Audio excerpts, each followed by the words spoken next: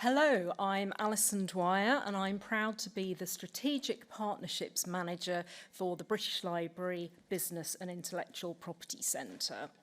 A really warm welcome, particularly with this heat, to our Inspiring Entrepreneurs Fashion Retail Reimagined event, to inspire our next generation of entrepreneurs of all ages. And we have a brilliant panel, really looking forward to hearing from them.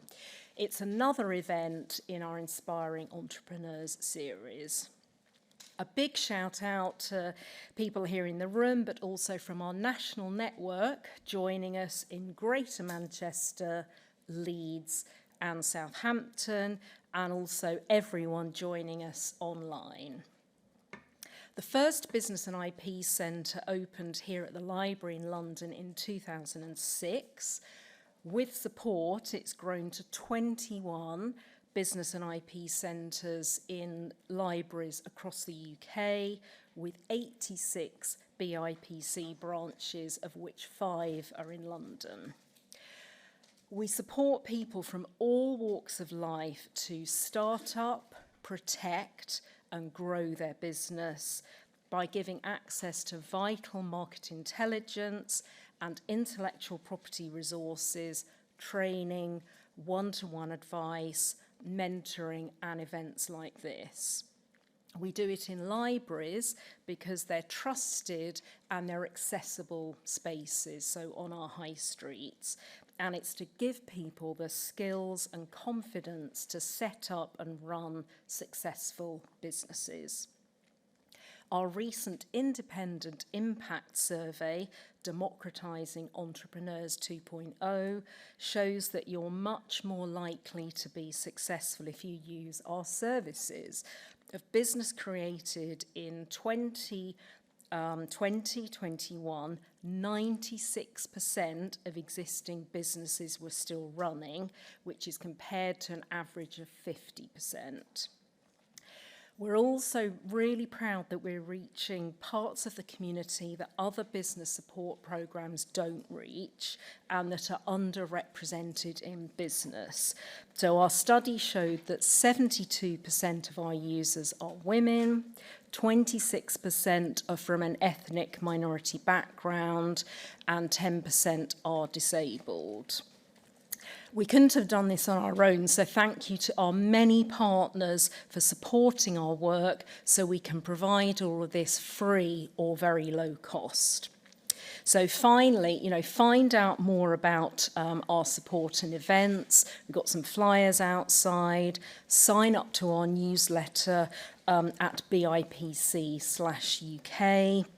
Please post on social about tonight's event. So the usual platforms, Instagram, Twitter, LinkedIn, and so on, and use the hashtags BIPC and Inspiring Entrepreneurs.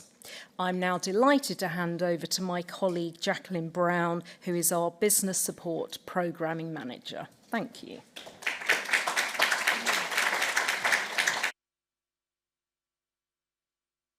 Can you hear me all right? Awesome. Okay, I made it up the stairs without falling down. That's the first step. Okay, so I'm hoping that many of you have used the BIPCs. Raise your hands if you have. If you haven't, you will do after tonight, I'm sure. But we're here to inspire you, and so I want to bring up some amazing people who are just doing like groundbreaking work. So I'm going to go in the order that they're on the screen to make it less confusing for you, So first of all, I'd like to invite up Josephine Phillips. She is the founder of Sojo, and she did this after graduating from university during the pandemic in 2020. And she's on a mission to help make the fashion industry more circular by modernising the clothing, repair and tailoring sector. So she's featured on Forbes Europe 30 Under 30 and so much she's been doing. I want to just bring her up because she's going to share even more. Josephine, you're welcome to come up.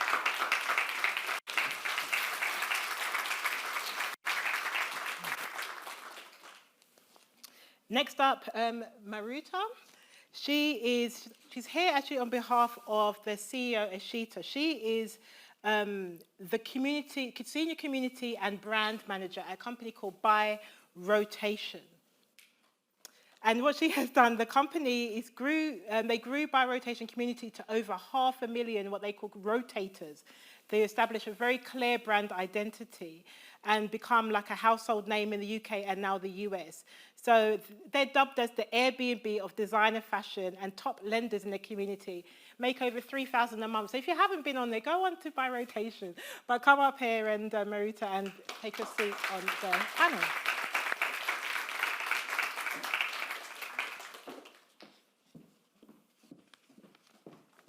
Welcome. Next up, we've got Kojo, the founder of My Runway Group. He's got a decade of experience in curating multiple global campaigns.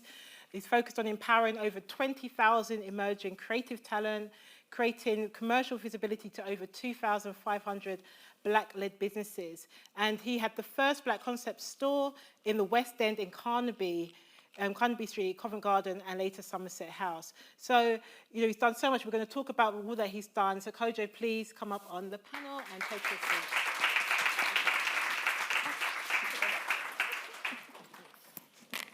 I can be a little bit bossy, telling him to move over. Just so you're underneath your pictures makes it easier.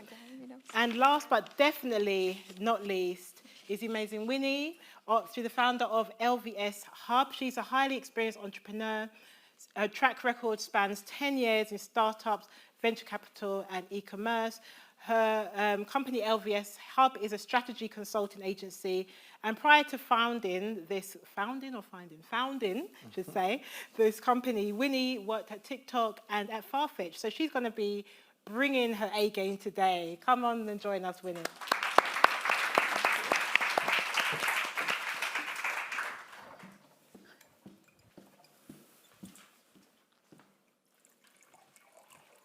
It can get a little bit warm in here, so let's just get the water out.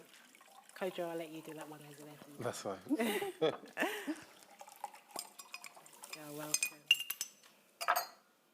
All right, let's kick off. There you go. Thank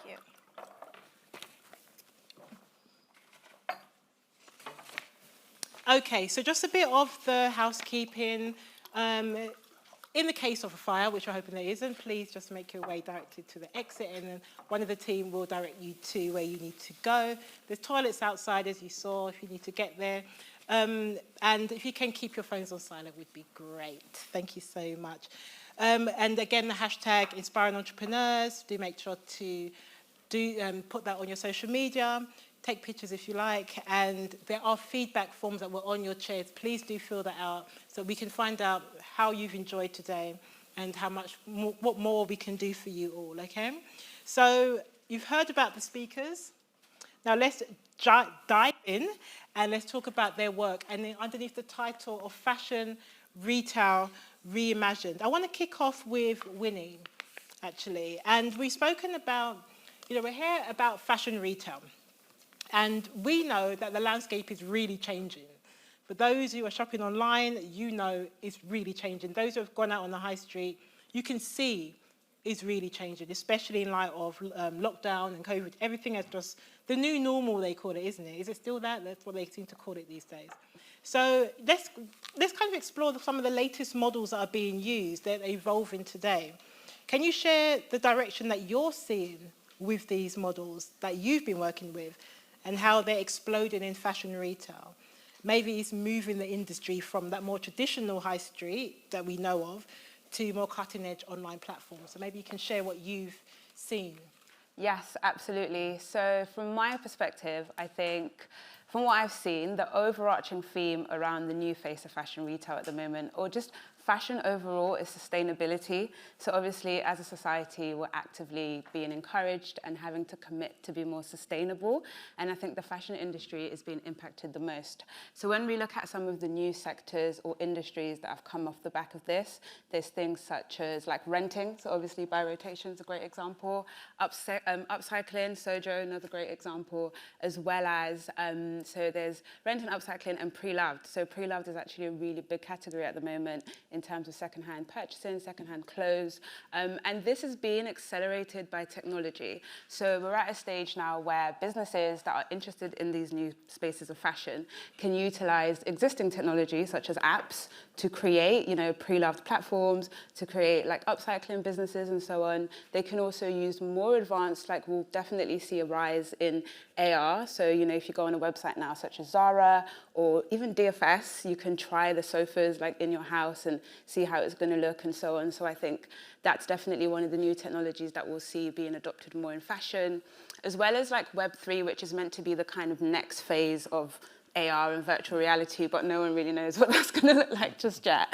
And video. So video is a really, really interesting space from a live stream shopping perspective, as well as from a software perspective. So I'm sure you're all familiar with TikTok Shop, which is kind of leading on the live stream shopping space. But there's a huge adoption, or there's at least a huge market for businesses, retailers to use live stream shopping to drive brand awareness, sales, and so on, and even incorporate retail, physical stores if that's something that they're interested in doing. So I think we'll get to a place where this will combine. So there's a great business called Finds, and they're a pre-loved live stream shopping platform. So what they do is they sell pre-loved clothes via live stream shopping.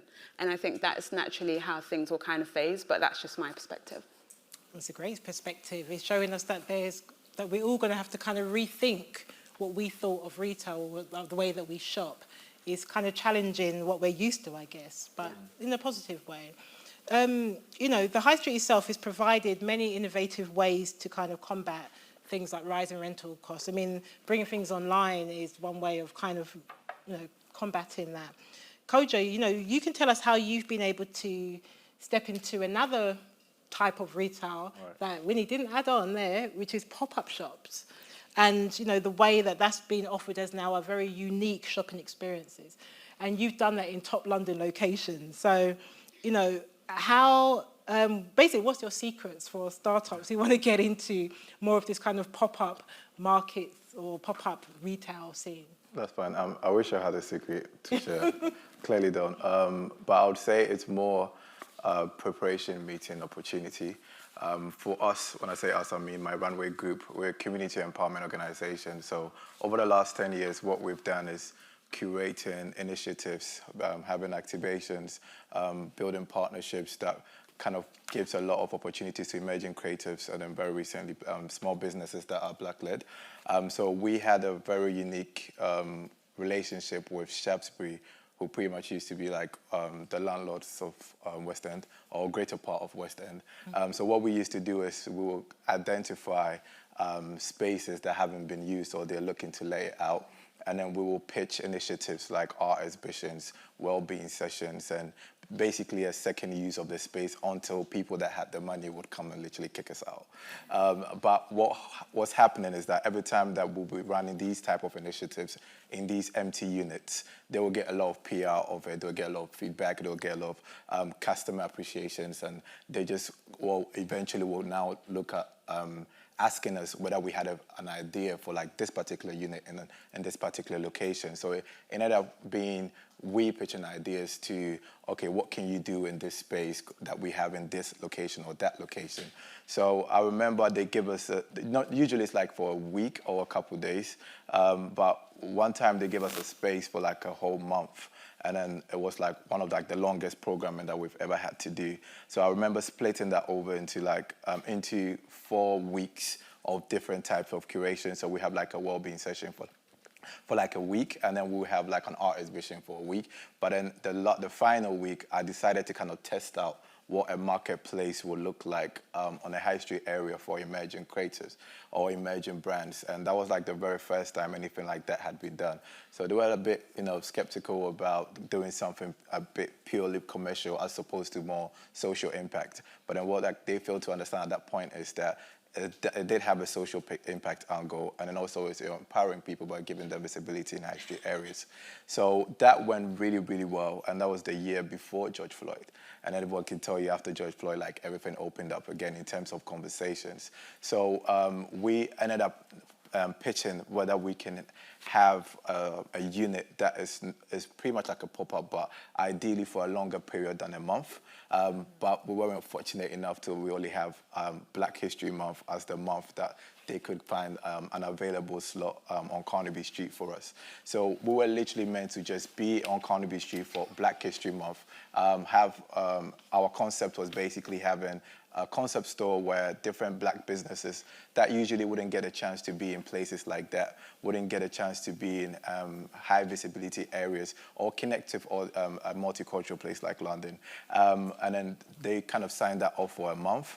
But during that month, it was pretty much known as like, quote unquote, the Black store. So if you were in West End, you can always go and check out the Black store in West End. And we had almost like a zero marketing budget, but then everybody was telling their friends and sharing it when they come around. And we had everyone coming around from like the mayor of London even shopping from us. And literally was not us even reaching out to the mayor or anything. He was, I remember he was giving a talk outside trying to get people to come out and shop again. And then I just went up to him to say, we have a store down there that sells only Black items or Black brands. And it's like, oh, let me check it out. And then the press just followed us. And we're in news, we're in Forbes, Bloomberg, and also. So it was a very organic, okay, thank you. It was a very organic approach into one thing leading to another. And then I got a call from Shaftesbury and they're like, oh, would you guys want to stay a bit longer than a month? And I thought that at this point we're up to something here, because then for the first time it felt like a real partnership approach as opposed to we got a unit, you can fill it up for a month and that's about it. They started seeing the true value of it. And then we stayed for about a year and a half. So all that period, where our plan was only to just talk about 50 Black businesses in that particular space. And we ended up having over 200 Black businesses for the period that we were in Carnaby.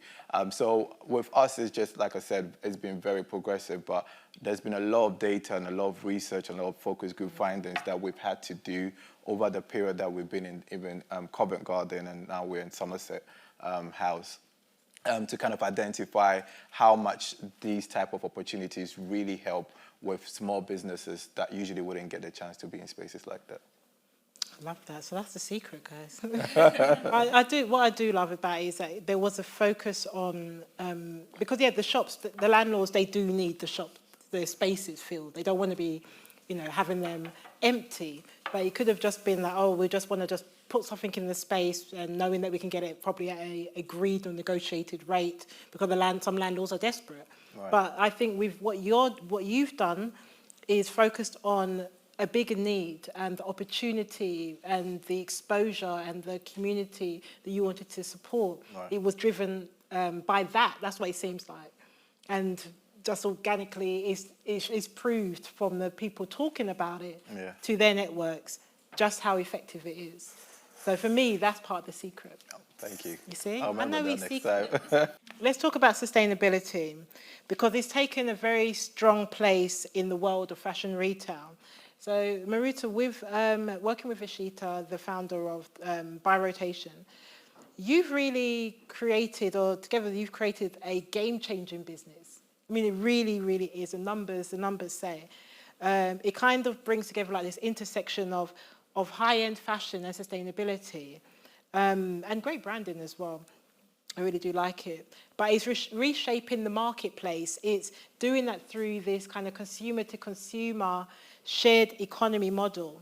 So can you explain how you're able to build a community of interested users? Because you're tapping into now the US market as well. How have you been able to build that community and build a business that's able to have profit and longevity in the retail game? Yeah, I mean, I guess to kick off, a bit more about By Rotation and what we do. So we're a social fashion rental app first and foremost, also dubbed as the Airbnb of fashion, or as we like to say within the team, we're the world's largest shared wardrobe. Hence, I'm wearing a fully rented outfit that I don't own. And on the app, users can rent and lend wardrobes with each other whilst contributing to the circular economy, doing good for the planet, looking good at the same time, and earning money on pieces that are just collecting dust in their wardrobes. Our founder and CEO, Ishita Kabra, who's not here today, but She founded the business back in 2019, so also before lockdown, and it's when I started my journey with the brand. And I just truly believe that we'll be able to transform fashion consumption for the better, which we're on track on. And I guess it's just important to say that we are a peer-to-peer app, as you mentioned, so we don't own any stock. So having a very strong community of renters and lenders is at the core of our product, because we couldn't do much without them. So when it comes to our strategies, whether it's marketing or new app features, community is always front of mind. So I guess the question is, how do we get here? And at the beginning of BioStation's journey, it was very much about, similarly, word of mouth and grassroots marketing strategies, which we still do now to this day. Similar like Airbnb or Instagram, when it comes to our app developing, which is all built in-house, we've been able to implement features that are tailored for a social network. So for example, we have features like in-app messaging system. So before you make a rental, users are able to message each other about any topics, whether it's size or fit or styling advice, or even questions about returns. And that way they're already making a closer bond with each other and making long-lasting friendships. And then, for example, we also have features like reviews. So we encourage people to upload imagery showing a real woman wearing real clothes with each other. That way kind of showcasing the story of the sisterhood of the traveling dress, I think that's what it's called. And essentially, whenever someone joins the BioStation app, they're already able to see the value of joining our community. So they would just automatically spread the word and tell their friends and their family about this incredible community that they've joined. And then when it comes to our marketing strategies, Instagram has actually been the biggest channel of growth for us, when to grow our community online. When I started with the brand, we had around 1,000 followers, and now we're on track to hitting 200K this month. So the growth has been incredible on Instagram as well, not only the app. But essentially, I think what we've been doing differently, for example, on our marketing, is that we just decided that we're going to share stories about all the incredible women that we have on the app. And we have lawyers, we have students, we have such a diverse group of people. And that's what we've been doing across our marketing, on Instagram or email. And then when it comes to promoting the latest products, for example, that we have on the app, we use user-generated content. So we don't use, I guess we kind of shift away from the industry set practices of highly edited product shots, we just wouldn't use them. And then something else that we've been doing differently is we've been running a series of community initiatives. So we do a lot of community in-person events. You should all come. And then we also run an ambassador scheme, which is not influencers, it's just our users that love the app so much. And essentially, I think these are just some of the ways how we've been able to transform the industry and just showing real women, diverse crowd, That really is something you do see on your Instagram. I found that, it does bring the clothing to life, and it just makes it more real. And you can see why, your senior community and brand manager, you're really bringing that into the brand and into the company and making it something where people want to, you call them your rotators. Yeah. You become a rotator, and that's what their group of people are called, who are part of the community. And it really is about that. And so we've kind of signed, if you listen closely, you can hear little snippets of, little nuggets even, of just advice and insights of what you can do, the importance of community and focus, foundation and purpose in order to do what they've been doing as well. So, another sustainable fashion business, which is probably the smallest way to even call what you're doing, because you're doing such amazing things. Your company, you're bringing innovative ideas to the way consumers are purchasing and the using of clothes as well, and for the long term. And that's the foundation of your business model, you could say. So Sojo is a representative of how sustainability in the fashion industry and the new way of thinking in the usage of clothing has grown and evolved since 2020, since you started. So what was a catalyst that saw you building and now growing this type of business to encourage sustainability amongst consumers, to kind of fix clothes, to keep them, to look after them? You did this at university, but what's the catalyst? What's the thing that made you say, I need to do it as a business, I need to? Yeah, I think it's I actually don't even know if it's one specific thing. I think it's a mix of things because I think kind of the stars aligned to make it happen.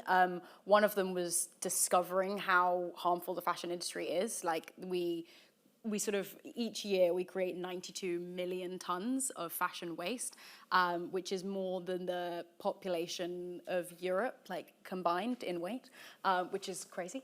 And it's kind of like uncovering how problematic the fashion industry was happening whilst I was at university. So I'm sort of kind of like with that hat of like, that's something that needs changing. And then I suppose there's the part that is I was facing a personal problem, which was I didn't know how to sew. And actually you're realizing there's a whole generation of people who've not been taught it at school because, you know, like feminism meant we weren't taught it. But, you know, actual economics, not home economics. So I didn't know how to do that. So when stuff didn't fit and like, or when stuff ripped, it was kind of the premise of, okay, fashion waste is happening. I don't know how to fix it. And then when I went to a tailor, that whole experience, I was like, wow, it hasn't changed since the 1800s. Like we're in the 21st century. It's the same machine, same, you know, getting undressed, getting pinned.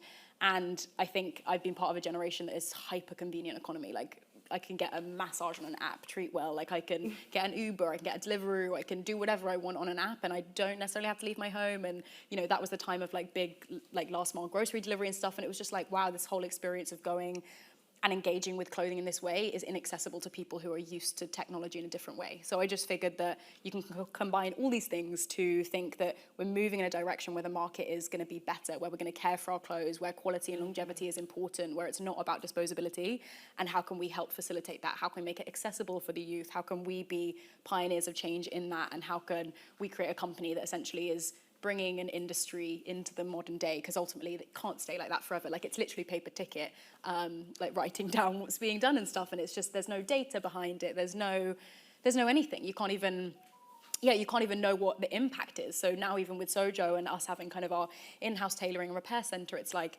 really kind of unpacking the impact of that we're having because we are now measuring it in a quantitative way. So like however many thousands of repairs we're doing, those clothes, that weight, that material, like it's all being saved from landfill, and it's just like, it's important and it makes it easier for people. It's like you're bringing the kind of cottage industry into the 21st century. Yeah. You know. And it's a tech startup. Like when I started Sojo, exactly. I actually find it funny, my now ex at the time, his dad was like, how's that sewing project you're working on? And like, and that's, hobby yeah. I mean, to be fair, whatever, it is, we have lots of amazing tailors and it is a project. But yeah, tech startup, really kind of trying to scale it and make it globally a really impactful solution that actually, even if you think about it in terms of Patagonia, they offer repairs to their customers. We believe the future is that every single brand will be offering that, and they are absolutely not going to build the mechanism to do that, and they will 100% be using Sojo as a plug-and-play solution for that. And it means anytime you buy an item from a brand, they have extended producer responsibility. Like, you will repair it with them. And we've launched with brand partners. You can go on Ganni and it's free repairs on any of your clothes or free tailoring, and that's facilitated by us. So we're really keen to get like brands on board and to make it kind of industry changing behavior. I like your recent post on Instagram was about what France is doing, paying people to repair their clothes, giving them some incentive, I guess. I mean, we shouldn't really have to do that, but I mean, they're doing that. And it was in response to 700,000 tons of clothing being thrown away. That's what you put on there. I mean, think about that number. It's crazy. But I think, you know, the power of what you're showing, I think is beyond the fact that it's a tech business. It's beyond the fact that it's about repairing, about clothing or sustainability. I think it's the fact that you've got a load of people to change their mind about their clothes. And beyond. And beyond. And Like it's not easy to get people to change what they're used to doing. So I think, you know, you're probably a psychologist deep down. Well, that's the thing. Like, we're hoping that the ingrained behavior that's also shifting is around slowing down and like appreciating what you have. And I think it, like, the repairing of an item of clothing transcends just clothing. Like, it's my journey into sustainable fashion, and I do not come with a kind of wagging finger kind of energy, because I very much was shopping lots of fast fashion and engaging with clothing in a hyper disposable way. It's a journey that means that you just slow down consumption a bit more in general, and it means you appreciate things you have, and it means you repair things that you have, because waste is a really global problem in all different sectors. So yes, clothing, but we should be repairing and looking after the things that we have, and that's at the crux of it as well. Absolutely. I'm loving it. Really loving it. one of the things that I tapped into earlier was for Kojo, specifically about the community focus. I mean, yes, you created this community empowerment organization, and it really does show the numbers and the impact that you've had to get people to talk about you without forcing them or having to put out ads or whatever. They just naturally do it. So you have a focus on emerging creatives and Black-owned businesses, and develop this within Black in Carnaby, the pop-up initiative. Which ways do you see this Shop Black business or Shop Black initiative within retail growing? And how is the power of innovative concepts combined with community support actually revolutionizing shopping locations? Right. I think a lot of things are fast changing now. We live in an era that things just keep changing. You can't just have a routine way of doing things and expect to have the same results. And also people's taste levels are changing. People travel a lot more. People engage with different people online a lot more. People are now very exposed to different cultures a lot more. So then that is always going to reflect in their choices and then the things that they want to either invest their time or money in. And I believe that we all, or I use this tribe concept where I believe everybody is a part of different types of tribes. And that could be the country you're from, that could be your age group, that could be your gender, that could be whatever you subscribe to. Even putting a panel together today for different people from different parts of, maybe the country to come and listen to us. It's you creating a tribe. So if you kind of approach these things with that tribe concept, then you realize that, especially when you live in London, which is very multicultural, we kind of have this responsibility to make sure that we are representing all of these different types of tribe that exist. And also we're not shortchanging customers in terms of these are the only people that you can shop from because these are the only people that can afford to be in this particular area. And I think people come to London or people come to the UK or people just want to be able to be kind of wowed or impressed or, have that shock value. And also it's almost as a bragging right to say, I got this piece of item from this particular shop that don't even exist anymore on Carnaby Street or Covent Garden or wherever. It becomes a part of storytelling where you feel like you own a piece of something that is timeless or it doesn't even exist. And I think that is what a lot of landlords, developers, real estate need to kind of consider when they're kind of looking at the shopping experience or the retail experience, to make sure that there is representation across all levels and there is representation especially across all tribes. Because what you realize is you kind of are shaping people or are letting people look at other options or looking elsewhere as opposed to these high street areas because they're just finding the same type of brands or the same type of products coming back and back again. And there is this routine effect that's kind of making people kind of lose their love to go out and find new things. And I give you an example. Some streets are losing their quote-unquote coolness or cultural value only because now they're doing what the big boys do in terms of only allowing people that can pay a certain amount of money to have residencies or to be tenants for whatever particular period. And I was in South Africa for a bit, and a friend of mine said, there's this Ghanaian chef you need to check out. And I was like, I didn't think I was going to find a Ghanaian chef there anyway, and I love Ghanaian food. I just kept buying from him, right? But it made me kind of realize or think about who else or what other kind of maybe country is kind of represented here, or whatever kind of chef is probably available for me to kind of buy from. And when I came back to London after that, I just realized that I need to be very more intentional in not repeating the mistakes the landlords do. So when it comes to us even selecting the brands that we stock, we want to kind of make sure that there is representation across all. And there's also not a thing where people kind of have this stereotypical idea of what black is, and it can be just one thing. And also letting people understand the multidimensional of what black excellence is. So you're not just trying to sell products that are fast moving because you're thinking about the commercial side of things, but you're introducing people to a whole idea where they understand that black commerce is not just about maybe skincare or fashion or beauty, but it could be anything from home care. It could be anything from services too. Because in terms of like the people that help us put concept stores together, we do everything from making sure that interior designers are highlighted and visible in our space, and then we create a lot of content around them. We make sure that people that are into like renovation of buildings are part of like all like our community or our teams, because those people cannot have products in your store, but then when people come into your spaces, they'll be able to find out about their services when they ask like who helped put this together, and you have like a placard about their services or stuff like that, or a QR code that goes straight into their website. So I kind of have always used that concept of realizing that, you know, you're not one person yourself. There's a bit of me in you, and then there's a bit of you in what I do. And I think that needs to be represented across all high street areas. I liked the interior designs.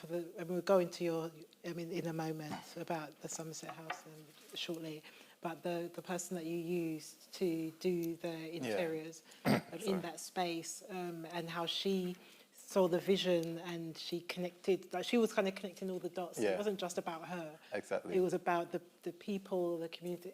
So it kind of goes around. You supported her to bring her into your space. She's connecting all the others into the design of what she was doing. So it's a great story, and it's very niche, but it's again, the mindset changing the way people think about things. You're changing the way people think about a community, and you're supporting the community. It's lots of, and that was psychologists, everybody. There you go. All psychologists here. But you know, with this whole kind of niche in retail initiatives, going over to Winnie now, you know, it's becoming more of the norm now in some ways to do something a little bit different. And it seems to have made it simpler for the consumer to kind of engage with new tech initiatives in the field. But what's the benefits for the fashion entrepreneur, the ones who are diving into these kind of niche retail markets, ones where, so for example, omni-channel and the thriving market of live shopping? What gains do they get from this? Maybe you can explain to people exactly what live shopping or live stream shopping is, how it works, and then talk about some of the gains or benefits from doing this. Yeah, absolutely. So I think where live stream shopping is now, it's a combination of live streaming, which is broadcasting, and e-commerce, which is online retailers. But where it's actually come from is tele-shopping. So we're all very familiar with QVC. We've all watched it at like 4 o'clock in the morning in the 90s. And it's doing really well, you know, because there's been a revival in this kind of like combination of visual and sales, essentially. So QVC has obviously always existed as a tele-shopping channel. In the last 10 years, there's been a rapid increase in live stream shopping, particularly in Asia, in China. There was a report that I read yesterday that said 90% of e-commerce sales that take place in China are through live stream shopping. Wow. Which is 90%. Yeah, and at the moment, live stream shopping is contributing like in the trillions from like their GDP global revenue perspective. But that's because if you know much about the way that China's operated, or at least how content is distributed, you know, a lot of the sales are taking place on social media, which has mass coverage. So it will only make sense that actually that people are now becoming more familiar with live streaming as the default shopping channel. And this is the exact problem this is the issue that's now, or I guess this is the challenge that the live stream shopping space has in the West, because in the West there are so many varied ways that we can shop, and there's not really any like kind of like limits in terms of how we shop or where we access content. So from kind of like a market adoption, I would say live stream shopping has been brought forward by TikTok, and they've very much been leading it from a social media standpoint. But in the last 2 years or 2.5 years, there's been a huge uptake of software partners that are enabling brands and retailers to basically create those same moments on their own website, and to some degree also restream it on their social media channels such as Instagram, Facebook, and YouTube, so you can create that same experience on your own website. So when we think about the value, I guess e-commerce overall is one of the most rapid growing industries at the moment, which is quite challenging, particularly for some of the businesses that you guys are working with, because it means that the consumer is still buying, and probably more, in lots of different industries and lots of different areas, not just fashion. And investors are still very interested in e-commerce and D2C and the way that it's expected to grow. And So D2C, for those who don't know. direct to consumer. So D2C is essentially products that don't have to go through distribution, and you can manufacture it and get it straight to your customer's door. So from an e-commerce standpoint, some of the challenges that e-commerce businesses have is driving sales. So that's the primary goal, as well as that you have to deal with logistics, sometimes refunds, just like customer complaints and so on. So these are all very well-known issues that e-commerce owners, businesses have to deal with. So when we think about live stream shopping, from my perspective, or at least the way that I think it should be seen in the West, it's very much a content monetization strategy. So if we think 10 years ago, you know, we used to look at the Argos catalogue to buy products. That's what we did. Or maybe 20 years ago, depending on how old you are. We used to look at the Argos catalogue to buy products. And that was just a default. No one questioned it, no one bothered, and that's just what we did. And then 10 years ago, we used to buy on Amazon, and no one questioned it, and that's just what we did. And we're now moving to a place where the way that the consumer shops is evolving. And video is playing such a big part, because video is everywhere in everything that we do right now. You know, so we're so used to seeing video on our social media channels, like, you know, Zoom just kind of made everyone so video is just a very normal part of society now. So live stream shopping as a content monetization strategy just feeds into that. So similarly, if we look at the influencer marketing agency, 5 years ago, brands didn't see the value. They didn't work with influencers because they didn't see it as a content monetization strategy. But over time, they've learned to see the value in working with influencers and how it actually benefits their business. So when we look at some of the benefits of live stream shopping, I guess the most obvious one is driving sales and revenue. So brands can obviously benefit from inviting viewers onto their shows, and why that happens is because of the engagement element. So if you take out refunds, most of the time people return items because they either don't know how it looks or it doesn't fit well. So live stream shopping combats that really well, because you're able to see what the product looks like, if it fits your size, and so on and so on. So in some degree, it actually helps brands and retailers overcome some of the challenges that they're seeing on a day-to-day.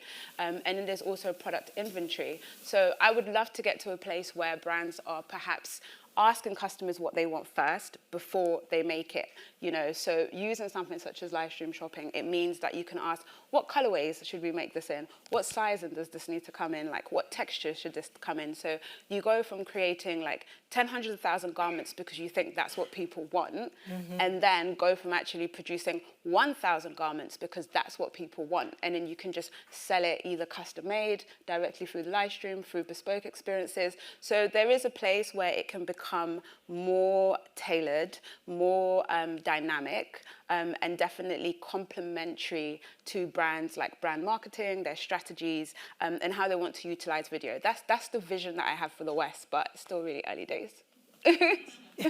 It's interesting because it's like it's quickening up the process, so people can see how the dress looks, not just as a static image, but in movement. They can be like, because some videos I've seen, I'd be like, oh, I like the dress in the beginning. So if they turn to the side, I'm like, oh, maybe not. Because I know my body, and I know that if the body looks like mine, or if it doesn't, it's going to fit a different way.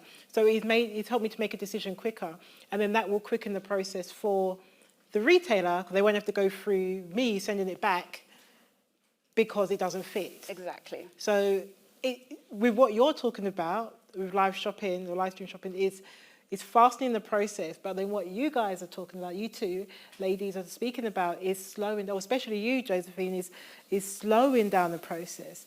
So in just keeping what you have and looking after them, so you don't need to even go on to... But to add... There's two sides of the spectrum, but they connect. Yeah, absolutely. And to add, the biggest industry at the moment in the live stream shopping space is actually pre-loved.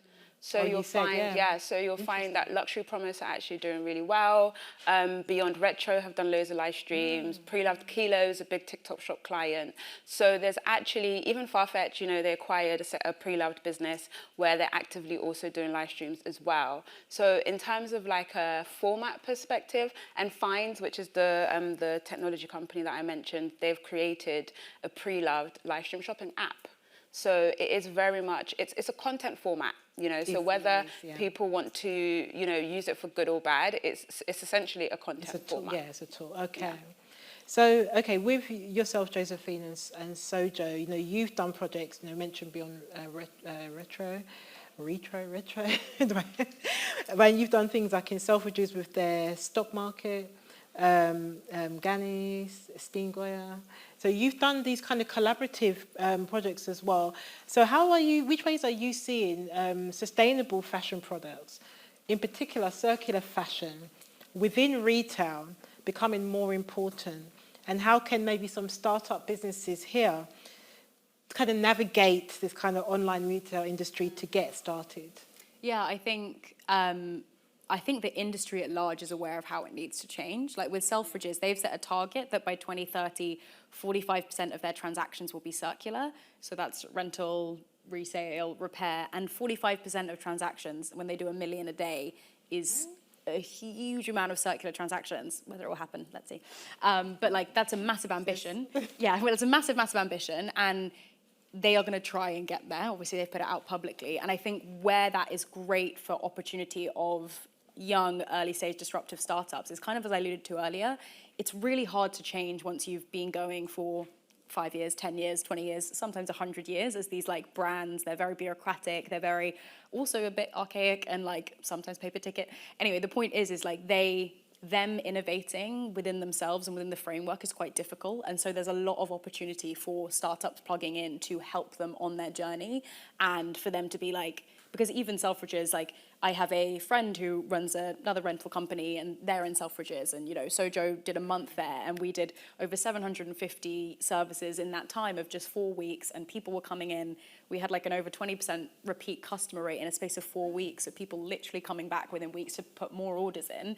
And for that and for Selfridges, they didn't have to do anything. All they have to do is connect to the startup. So I suppose what I'd say is, if you do imagine changing retail, the industry is so huge and it's so overwhelming. And I really was like, how can something I start actually have the impact? But actually, if you've got a solution that can work for fashion brands in a way that helps them become more circular, investors were very excited about the B2B proposition, because you're not spending £10 million to acquire 10 million customers. You're working with one brand who already has 10 million customers, and they're introducing your solution to them to become circular.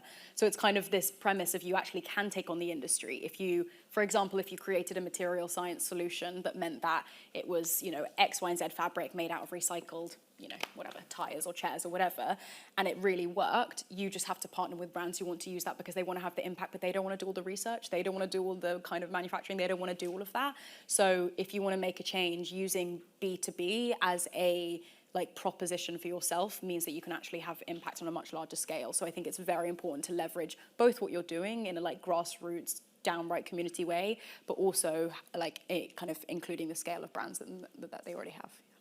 What about you, Marita, on this same topic? How can you see that those, you know, you tap into, you know, I was literally going to say it's such a similar thing. I think for us in like Biotation's journey and our experience, yes, we place community first always, but then it's been such a key growth channel for us partnering with these large household names, such as, for example, we've done a pop-up at Westfield London where we had a pop-up for a month, literally next to Zara, and people would still come in and would be super interested in the concept. Or, for example, when we partnered with ITV, where they have promoted our app, where they run like a weekly feature where they promote fast fashion daily.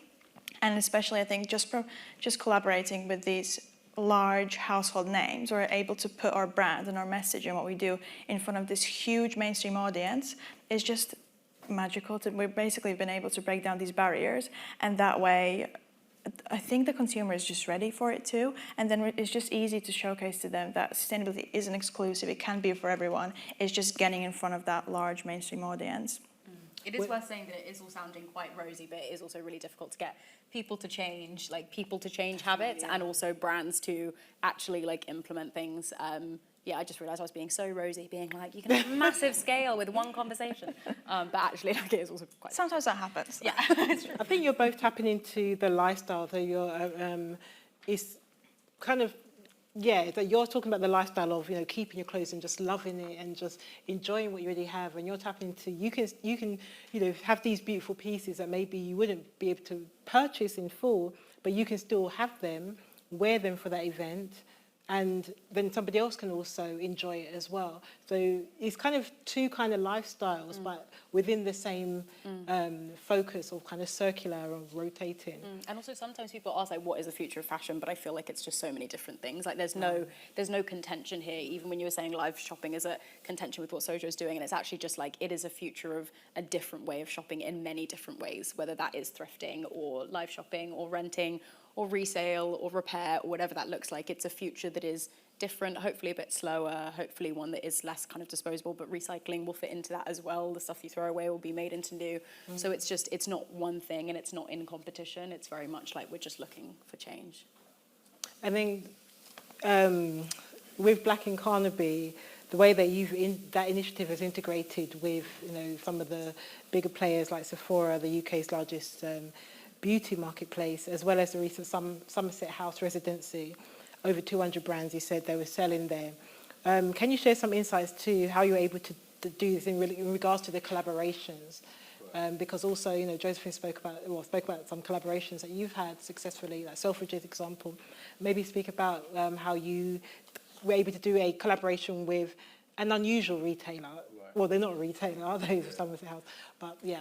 No, I get you. I think with Somerset, the director literally walked past our Covent Garden store and then reached out to say, can we have a conversation about what you can do in our space? Wow. So to us, it was more, okay, they kind of identify what we're doing and then want to see something like that over there. And I remember the first time walking into like the courtyard, it didn't look like your retail space at all. Like West Wing is very much like corporate, and East Wing like pretty much doesn't exist anymore because there's not a lot happening over there until there's like art shows and whatnot. So I just like, if I'm gonna do this, it just has to be a lot of work internally to create a lot of awareness. And it will surprise you, we've made more sales in Somerset than even Carnaby and Covent Garden. And I think it's also like how much customers are filtered in terms of the people that come into the space, people that are looking to engage in showcases. There is a brilliant exhibition called Black Venus going on at the moment. A lot of people that end up going over there to see all like the old photographs of beautiful Black women now subconsciously let's literally think about what they can also do to kind of support the Black community in general, and then they just walk straight to the store, and like the conversion rate is ridiculously high. Like if 5 people walk in, 1 person will buy, and it's just also taught us that it doesn't always have to be the conventional spaces. It doesn't always have to be your Oxford Street or your Carnaby's or your Covent Garden. It literally could be anywhere that people are, converging or people are present. So with us, it's more of like an eyeball game, especially with online integration. We just want to be seen, or we just want the product or the brands that we represent to be seen. So if it means that for a day we're just standing on Oxford Street to say, hey, buy this product because we think it's great, or having like, tractors giving it out, as long as people just set their eyes on it, then they can make a decision for themselves whether they want to buy it or not. So with Sephora, we just had a large cohort of Black beauty businesses that were globally sending over applications and wanting to be part of what we're doing, from Nigeria, Ghana, from Uganda, some from Germany, all literally looking for like commercial visibility. So it wasn't just like a UK issue or concern. It was just something that regardless of where you are, not to say just because you're Black you have issues, but we just realized that a lot of people from our community kind of have those barriers in terms of getting to the everyday market. So again, back to like the whole concept of tribes, Sephora's already built a huge tribe in terms of attracting the right eyeballs to their website when people are looking for lifestyle and beauty products. So then why not maybe have conversations about integrating with them? And the beauty of that type of partnership is it's not like you go on Sephora UK and then you can click black marketplaces and all the black products, because I hate that. I don't want to be on Sephora and then put in a corner where, okay, you feeling to support black businesses today, so buy one thing. It's not about that. So random people that go on Sephora that's probably looking for a facial wipe, right, a face wipe, will literally search it and they will have a list of products. They wouldn't even know which one is black owned or not. They just buy it because it's good, or they read about it and they're like, I need this, and then they just keep buying and buying. The only thing we do is that we're doing the fulfillment, and then sometimes we get cheeky and put like a flyer of our business in there and then send it over to them so that they can see all the array of different, businesses that we stock. So we just realized that you don't necessarily have to be known as the black section or the black area or the black category.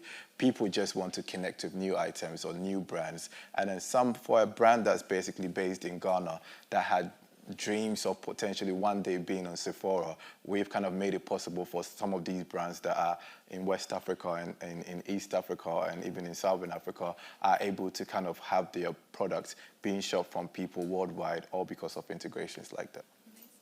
Awesome. We're going to, I did have a different question, but I want to kind of change it up before I invite you to sit back down and ask our guest speaker to come up.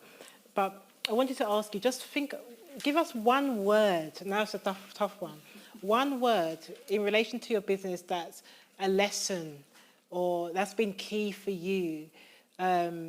It could be psychology, I've been saying. But just one word that kind of sums up for you, maybe a learning or a key part of the business that's helped it to be where it is today. So I will start. Winnie? Because he's happy. More time. Winnie? Mine's going to be education. Because?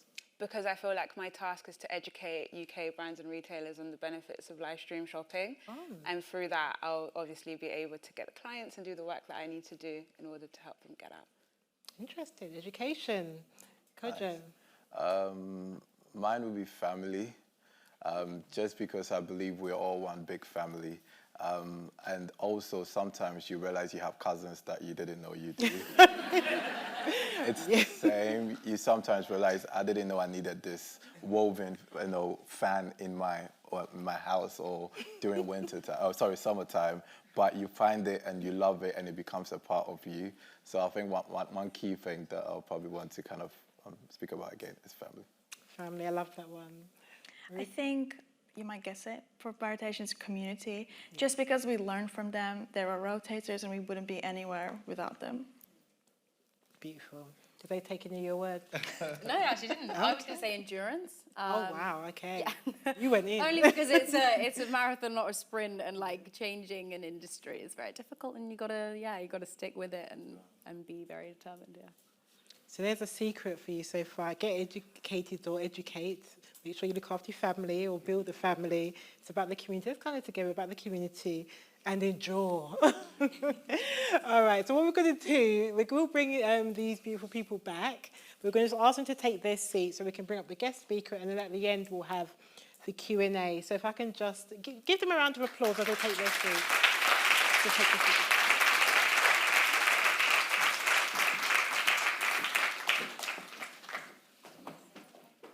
Awesome. So just like to welcome Roger Wade to the stage. Welcome. Okay, I'll stay here. You can. I don't know which mic to use. I've been given so many. Oh, they changed it over. That's all good to go. How am I going to follow that? How are I feel you? like their dad. Dad's turned up my shorts. I forgot it was a fashion event. Oh, dear. I'm allowed to swear. Well, the British Library. I'm not allowed to swear. Oh, dear. Oh, gosh. All right. I'm just can thinking cut if that I should out. do... We can pretend to restart. We can pretend to, rewind on that bit, yeah? Do you know, Jack? You don't. Can I call you Jack? You Well, don't you even have need. that. You don't even need to stick to the script. I'll take any question. He'll take any question. All right. I was going to think, should I give the background? You know what? I said to Roger, we'll have time for questions after, don't worry, for sure. I was saying to Roger very very interesting. He won't remember because he's a superstar. You know, superstars, they forget the little people sometimes. We sat on the plane years together. Little people. The bigger people. We sat together on a plane many years ago. So my background is working in fashion. I was a designer at Puma and some other brands for many years before I came here. And I have my own business as well. But I loved Roger's business, Box Fresh. That's why I was determined to have him here today. But we sat on a plane together going to Berlin. And, you know, it was in economy, and he was there with me in economy, and he was, you know... I don't like to spend money. Don't like to there you go. Listen, I'm half Irish. Oh, my God. So, look, I won't read your bio, because I just think we'll just talk about it. But we can start with some of the shiny objects. You can kind of get a bit of a background. And then the admirable accolades and the interesting did you know. Need the accolades. So, Box Fresh was a British fashion label founded in 1989. So now he's showing his age, okay? And the name originated from an early hip-hop slang for a pair of trainers being fresh from the box, fresh out of the box. And I think that's really key right now because in light of the fact that it's 50 years of hip-hop this year. So it's the anniversary. So the brand was part of contributing to that. And Roger was a regular columnist for Drapers, for those who are in the fashion industry, at various conferences.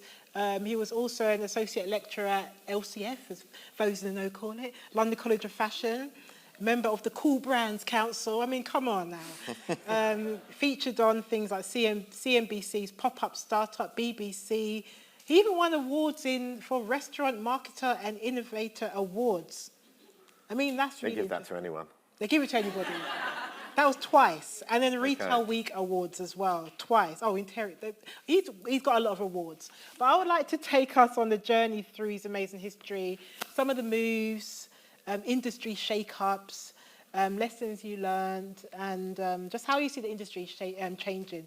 I mean, you might actually change the way you were thinking because of what you've heard from some of the youngers, you know, that are here today. I'm part of the olders as well these days, unfortunately. Don't make me feel old. I'm kind of nearly there. You're looking good. Thank you. Thank you. All right, so let's dive in. We've got half an hour with him. And I was actually warned by his, well, call it your PR, would you say? Definitely doesn't do my PR, my PA. I was warned She's by... my anti-PR. He's warned by his anti-PR lady that he's what should I say, you're a... I like to have fun. Did she say troublemaker? Yes. So beware, I'm going to try to rein him in. Okay, so you grew Box Fresh brand from a market store, which I think is amazing, to an international brand selling in 12 different countries. So that was then. This is now. Things are changing. How feasible do you think that story is for businesses today to have this kind of hustle to expansion kind of story? How feasible is that? Rags to riches, hustle to... Less of a hustle there, you know? Well, the market's some still hard kind of... work in there. It's that kind of hustle, Yeah, though. it was hustle. I mean, thanks for the glowing introduction. I almost don't feel it's me, really. So, I mean, to sort of reassure everyone in the room, I mean, firstly, I really enjoyed the panel. You know, definite smarts there, very impressive. And I do feel like the dad in the room. You know, just to reassure you all, like I was your sort of typical Irish mother's son. She wanted me to be a doctor. I went and worked. I'm going to get to your answer. I've got to start with a journey. And I went and I was meant to study medicine, so I did all the sciences for my A-levels. And then I went on a geriatric ward at Guy's Hospital. And I had this geriatric, I was cleaning his bottom. And no, that's not the bad bit. As I was cleaning his bottom, he was saying, "You Japs, we beat you in the war, you know, X, Y, Z." And I'm not even Japanese, which was a compliment. And from that moment, I realised that life of service wasn't for me. So, no. I hate to think I was a doctor. So no clapping. No, I would have been, yeah, forget about that one. That one's a goner. So I sort of just stumbled through university. I actually studied environmental science. And for those of you that think you had a boring degree, I did 2 terms on soil. No, nothing is worse than soil. Soil is really boring. And but I started to sort of be an entrepreneur. So I started to run clubs, and this is showing my age, going back to 1985 and 1988, and it really was the beginning of what became an incredible music scene. So I'm even talking about pre-house, sort of pre-Summer of Love, but really going back into the early 80s where it was the beginning of hip-hop, really. And I even remember, so I'm not going to digress, going to a Public Enemy concert at the Capitol Centre in Washington, and there was 35,998 black people, and it was me and my Jewish friend. and they put up... Right in there, then. No, and at the time, Washington, D.C. was the murder capital of... And I'd convinced my friend to go along, and they sort of went, put up your hand if you're, for a sign of black power. And I went, well, I'm not white, so it's coming, it's coming right up.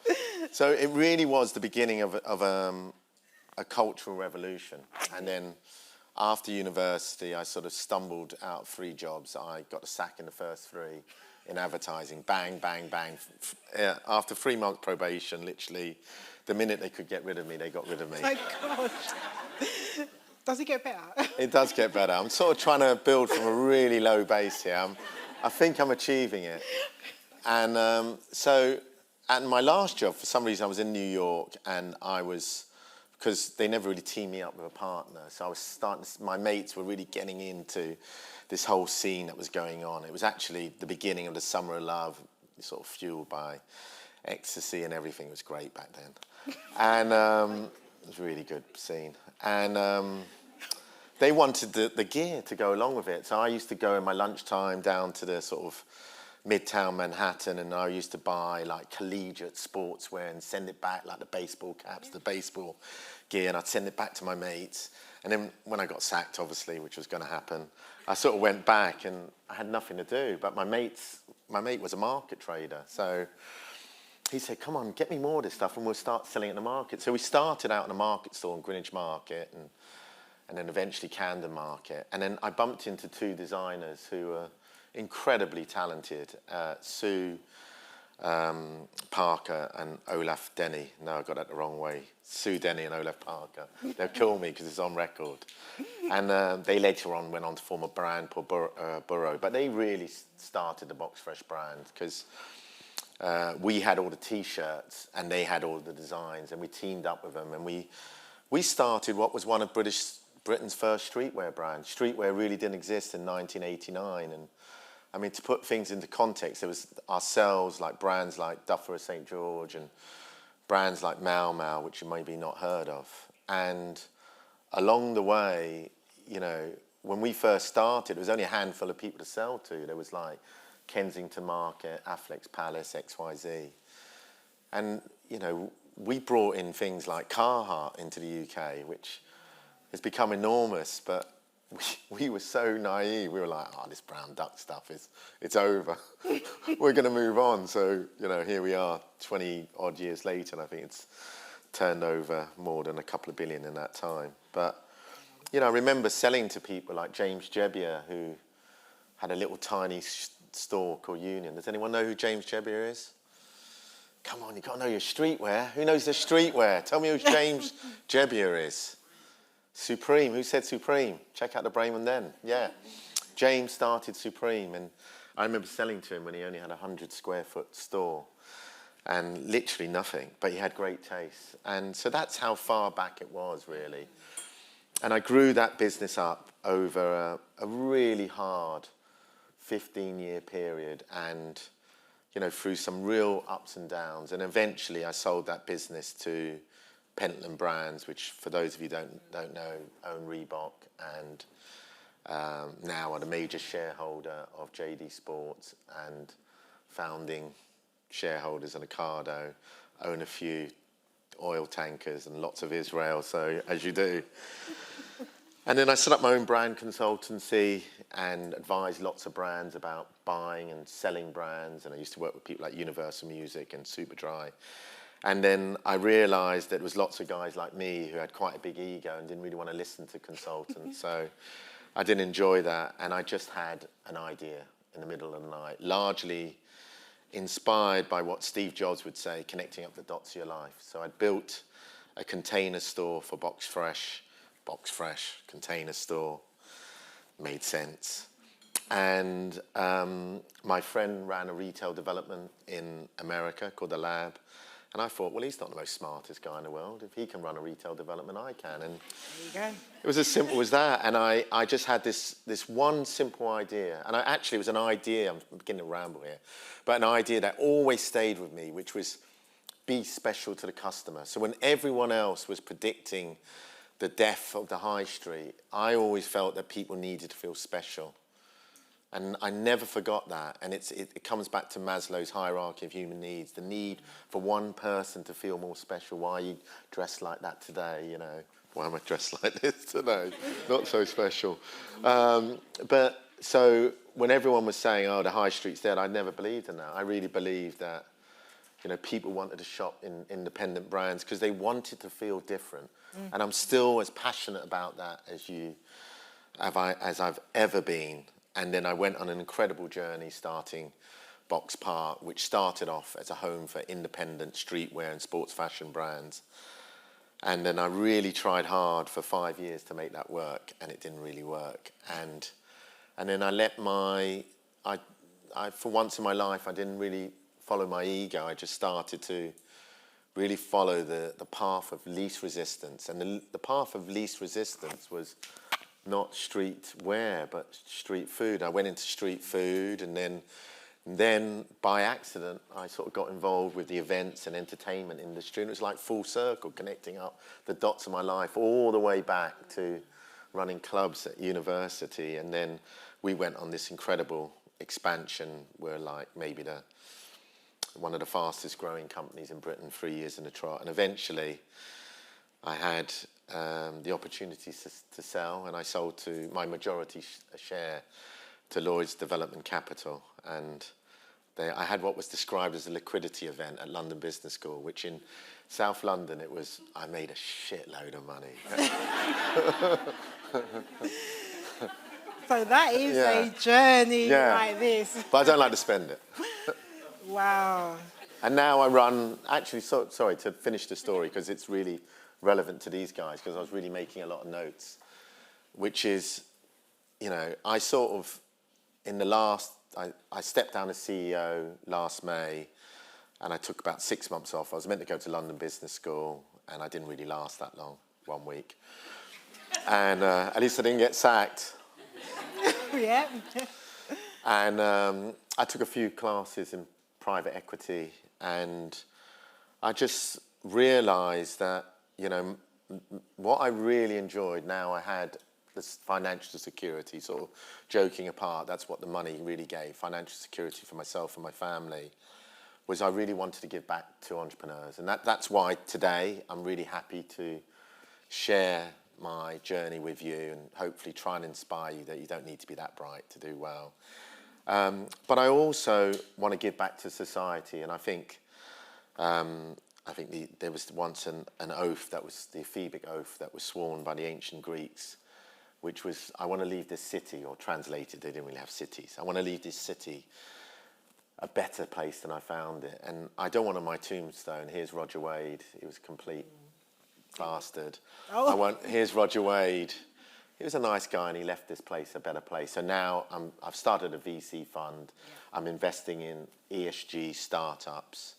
So if you've got any good startup ideas for me, I made some notes there.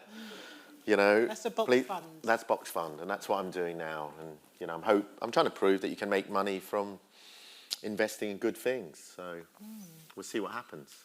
I've gone totally off pitch. I've even You've forgotten got the four question. more questions, but okay. Hey. I think that's nice having you. I mean, I won't stay so rigid to it anyway, because I think it's just nice having this conversation. I mean, many people, like, okay, somebody like Josephine's gone down the university route and now launched this. Somebody's left already. Oh, she'll be back. It was what you said. You know? Like, someone like Josephine gone down the university route, I've gone down the university route. And kind of that was a thing many, probably from my generation, decided to do. But do you think these days, with all these kind of influencer kind of marketing and all these live shopping opportunities, that is really the skill that people need to have? I think Not that's saying don't go to no. school, but I think that's a really interesting question, and I got in a debate recently with somebody on LinkedIn oh god, about this subject. No, it was all right. 'cause LinkedIn is the place for that. He was a mate of mine, but I mean, no, he is. He still is. David McQueen, if you're listening, I'm getting my side in. And it's not one size fits all. You know, when I went to university, I think it's only the top, like 5% maybe went to university. God knows how I got in, but you know, but nowadays, I think the value of going to university has maybe been, you know, overstated because simply there's so many more people going. Yeah. So I would say if you've got a passion in life, follow that passion. I was meant to, by my own example, I was meant to do what was meant to be the top business program, the Sloan program at London Business School, and I lasted a week because I didn't feel there was any relevance to me, and I felt I knew what I wanted to do. So I guess I'm not really answering it, but what I'm saying to you is if you believe that's going to serve a purpose for you, go do it. But if you really believe you found your purpose, don't do it. Because what's the point? I mean, certainly I'm not using anything from environmental science in what I did. You know, it's coming back a little bit, you know, with the ESG, but, you know, I haven't used it for 30 years. So I think you can really learn a lot through experience. So I don't think there's one route. I mean, for what you've said, it seems to be that you just, well, like your friend first of all came to you and said, let's do the market, bring some more of this here. People who had ideas at youth, said, okay, you could have said, nah, forget that, I don't really want to do it, but you stepped out and did something different. And yes, all the job, maybe your situation, everything was kind of going a bit southward, so you decided, you know. I'm from South London. I'm from South as well. South, mate, South. But it's weird that you say that because that leads to another point, and I really want to stress that to everyone today, and particularly women. You know, and you know, I'm a great advocate for believing should be more women in leadership, and you know, it's clear why that doesn't happen, and we don't talk about it, which is simply that often women have to make a choice between their family or career, which is I don't think is fair. I think we should have a middle way. But what I really want to stress, and what really the fashion world is, this is like going back. It's like doing. Well, you won't remember it. It used to be once. What was it? This Is My Life. Did anyone remember This Is My Life? They gave you a book. Yeah. This feels like this because it's been so long since I've talked about fashion. I've been nearly out of it since 2005, nearly 20 years. But one thing that fashion really taught me, because I was the creative director, was to really trust my emotions. And I really want to emphasize that to you all in this room, and particularly women, the importance of emotional intelligence. And by that, you know, I used to have to, you know, we didn't really have dial-up or any internet, so I know, dial-up was so bad it sounds, you know, people don't even know how to use a phone now. I know, yeah. It's hilarious. Love that. But by that, what I mean is I used to have to make decisions about thousands of products each year, and we used to make, by the end, 1 million, you know, products a year, maybe 1,000 SKUs a year, and I just had to trust my sense of judgment. And when you get to that moment in life that you actually believe, and it took a long while for it to happen to me, to believe that your taste is decent taste. You can't tell it today, but it's all right. But, you know, and you get that feeling of empowerment, really run with it. Don't believe that it's all about the data. You know, there's such an obsession in this modern day world with data and tech and stuff like that. And I'm just it's not just because I've got grey hair and I'm older, but I really believe in a lot of the old ways of doing things. And I really believe that we don't talk enough about emotional intelligence and trusting your judgment and trusting yourself. Like when we used to design Box Fresh, the cardinal sin would be ever to copy anyone. And we were all about doing new things and traveling the world and buying different things and then recreating it. But now it seems to be an obsession with just looking what everyone else does. Rinse and repeat. Yeah. Oh, yeah. And it wasn't like that when I grew up. And basically it's because we really trust our emotions. And I would really encourage you to all, you're not going to be the next Steve Jobs or Elon Musk of this world or the next Paul Smith of this world, unless you really touch into your emotions, or Anita Roddick, you know, let's make sure to get a female example in there, or Mary Quant, you know, just don't hide it, really trust it. Really Trying to give some trust it. pearls here. I'm getting there. I'm getting there. I mean, I'm loving it. I mean, one thing I've seen a lot happening of late, because the industry has changed, and you know, I did fashion for about 17 years, designed different brands, and I did start to feel that love was going, because it was what you're saying, just a bit of a copycat. These are the big. You go to the big events, the trend events, and you see what's happening. You just do your versions to fit into the market and to get it out to store. But I'm seeing, like, with some of the brands, that big brands, is all these kind of interesting collaborations, or getting influencers involved, or just fusing different ideas. For example, with Louis Vuitton having Pharrell at the head as creative lead. Even some of these promotional campaigns, Balenciaga did one with Fortnite, or just having all these massive marketing campaigns. I mean, have you used a lot of collaboration? Have you done a lot with collaborations? Do you see that as a possible way to move brands forward? I mean, I You was don't sort, have to copy. You I can know. collaborate. I was sort of laughing earlier because Kojo was using the word tribe, and I remember Stussy using that word, Yeah, like the yeah. Stussy tribe, you know, 30 odd years ago, and it's amazing the full circle of everything. So look, collaborations have been going on, you know, since day dot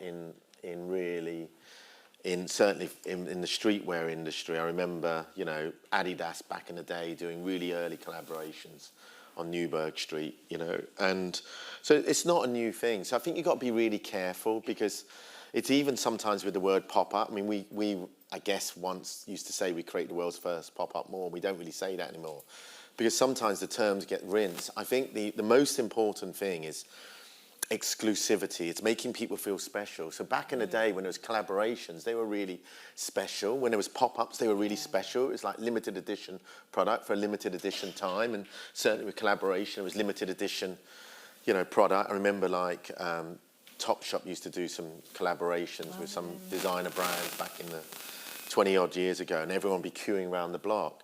So I think just thinking that you can do it by formula and you go, I'll do a collaboration, it's all going to be great. I think it's just really, really important to be special to your customer.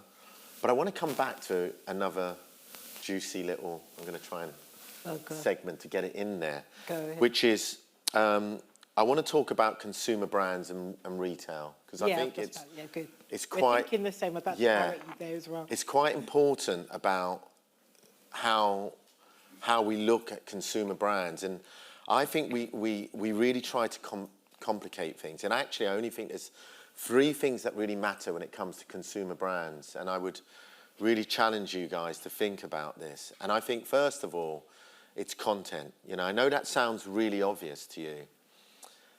And I think Richard Branson once famously said, never compromise your content. And content is absolutely king.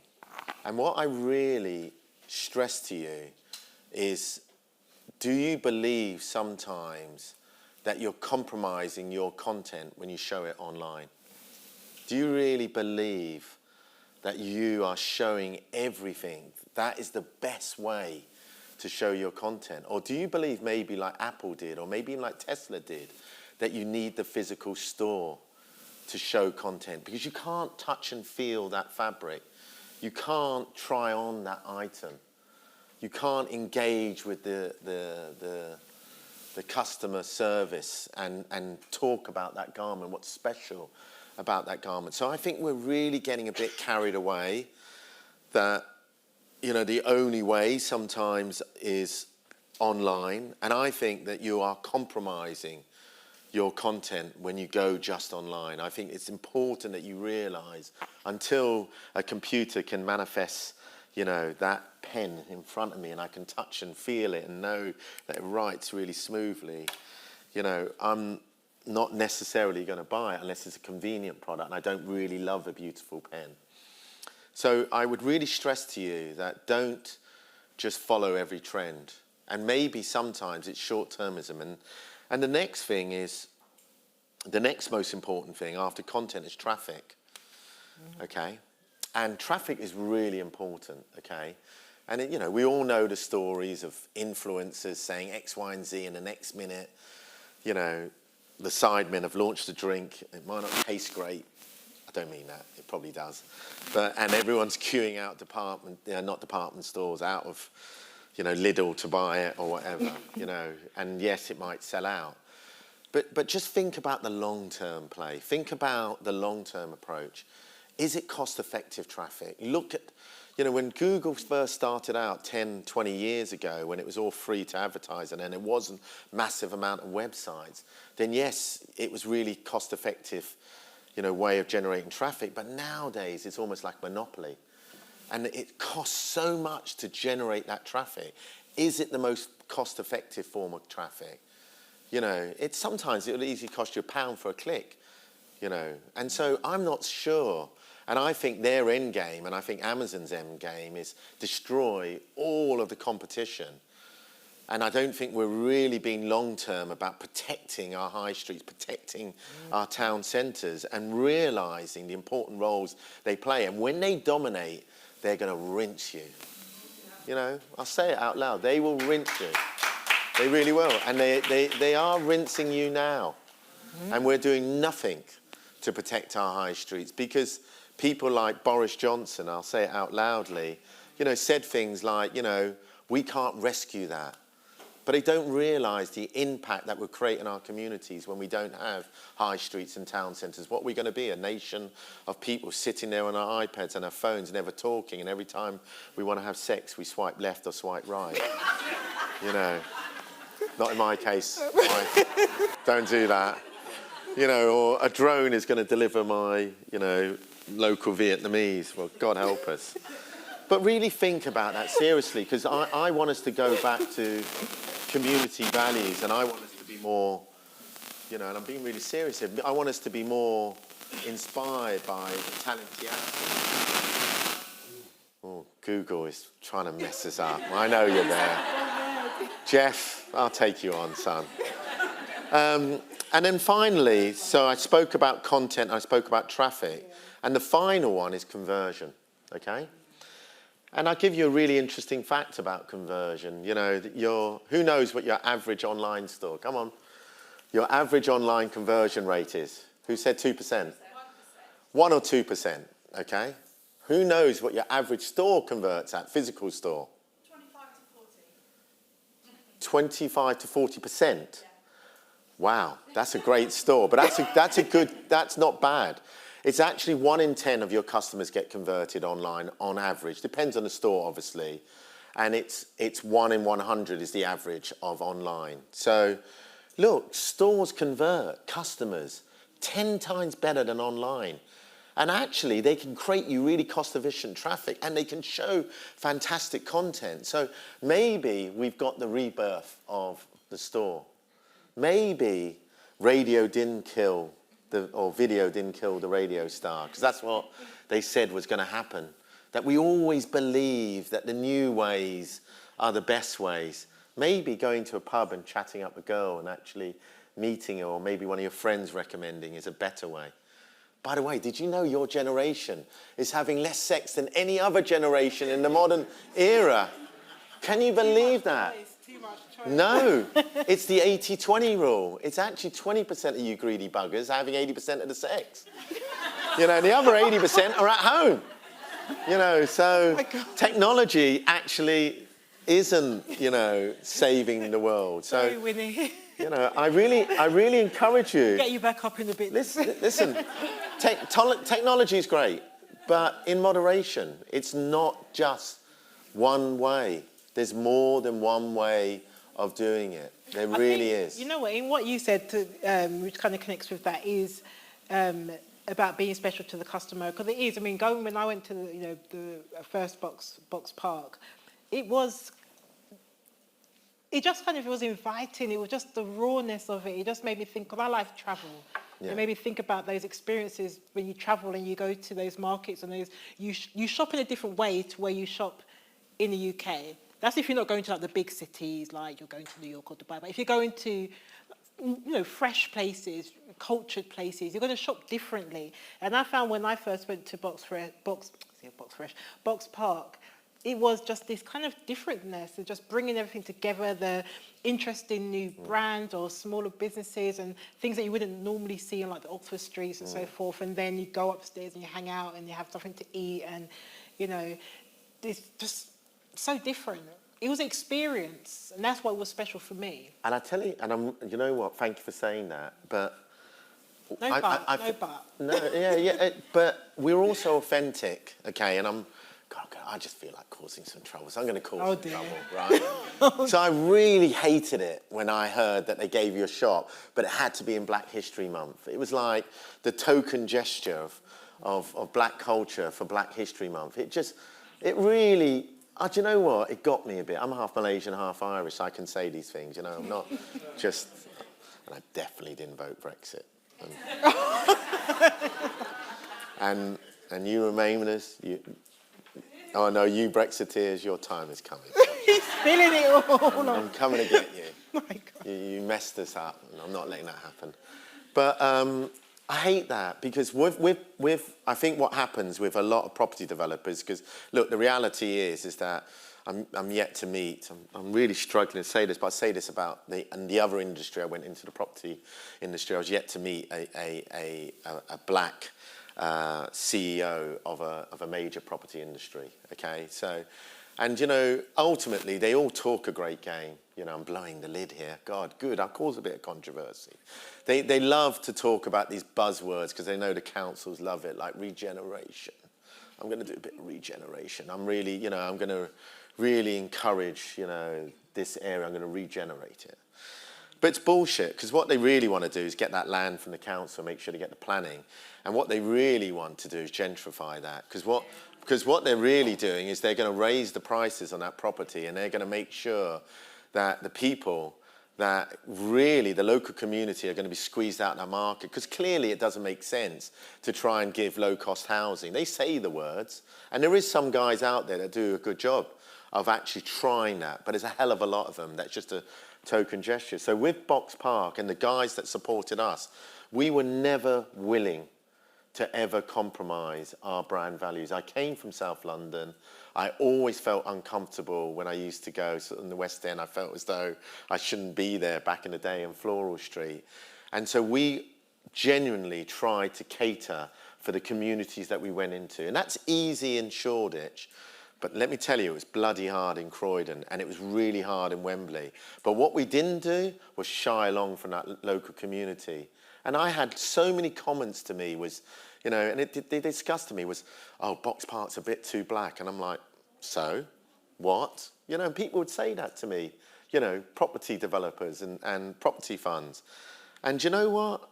For me, it was just about community. It really was a genuine thing. And I challenge anyone to say here that we've not embraced the community. We put on up to 350 events a year. We're not trying to gentrify the areas. I remember certain, and you guys, you know who you are out there, certain so-called local neighbourhood groups which were actually led by property, landlords who were really trying to gentrify their area in Shoreditch.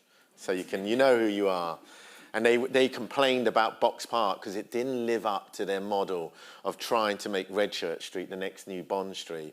And you know what? Shame on you lot. Shame on you. Because here I am today telling your story. And you know what? We didn't change. Citizen Smith!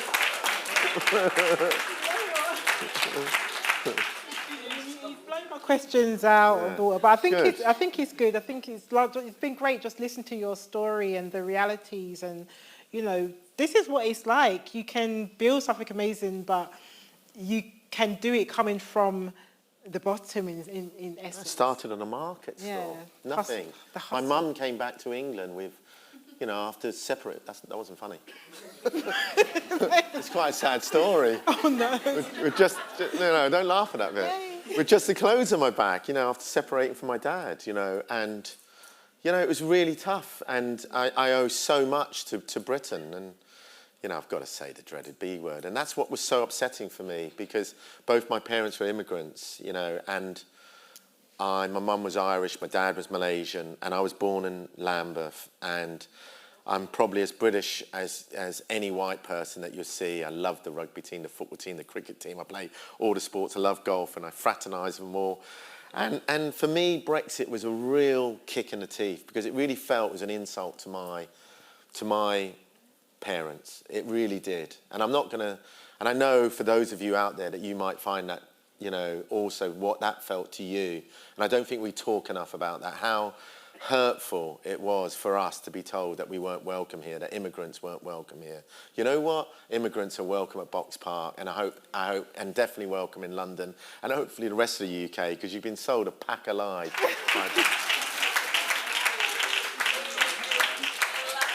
On that note, before it's the last of our events... Come on, let's keep going. We can make the newspapers. And Keir, where are you now? You've got to be holding the government to account. You know, when I met you, you told me to my face that you were going to rejoin the single market. Where are you now? Why are you not holding the government to account? It's your responsibility to be every day challenging them for the economic mess that you've created. Because I grew up in a Britain in which we were peaceful and prosperous. And why doesn't this generation here have the advantages that I have? So it's your job. Do what you said. Put country first and party second, and tell the truth to everyone, and stop being frightened of telling the truth, which is that Brexit is a disaster for this economy, an absolute disaster. And before we know it, we are the laughing stock of the world. Let's make Britain great again. Let's actually open our doors. Let's not be Little Britain again. Let's actually be a country in which we are Little Britain. We are Little Britain in my world, compared to the Britain that we were, that used to give money to developing countries, used to invest in people, used to have a great NHS, used to have a great economy, used to have a great a stock market. We're now Little Britain, you know, led by white van drivers. Okay. Look, I want to I know some of our speakers need to leave a bit earlier. So what I'm going to say is, oh, great timing, Luke. Everybody say hello to Luke over there. If you could help to bring up the chair, the last chair. Good timing. Jacqueline, you're so worried, aren't you? You know what? Don't be worried. I'm not worried at all. Not enough leaders time, speak. You know what? We lack leadership. We lack people telling the truth. And I'm sick and tired of it. I want to see more business owners standing up for what's right and saying the truth. You know, and I'm sick and tired of it. And if they're not willing to fill the void, there's loads of us out there that are. Thank you. I think, yeah. We needed that. We needed that. Thank you. Could I ask you to come a bit closer to me? You know, that's to get me under control. And then if I can invite back the amazing speakers, you can come up this way if it's easier for you. Give them a round of applause as they make their way. Thank you.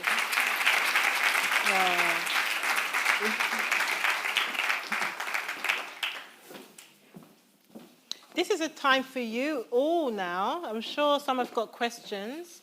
I'm going to just see. So we've got about 20 minutes or so. No, it's not a lot of time, 25 minutes. And what's going to happen after that is that we will then have a bit of networking time. We've got drinks and canapes. You're all welcome to stay until about 9:15, 9:30. So feel free to stay on.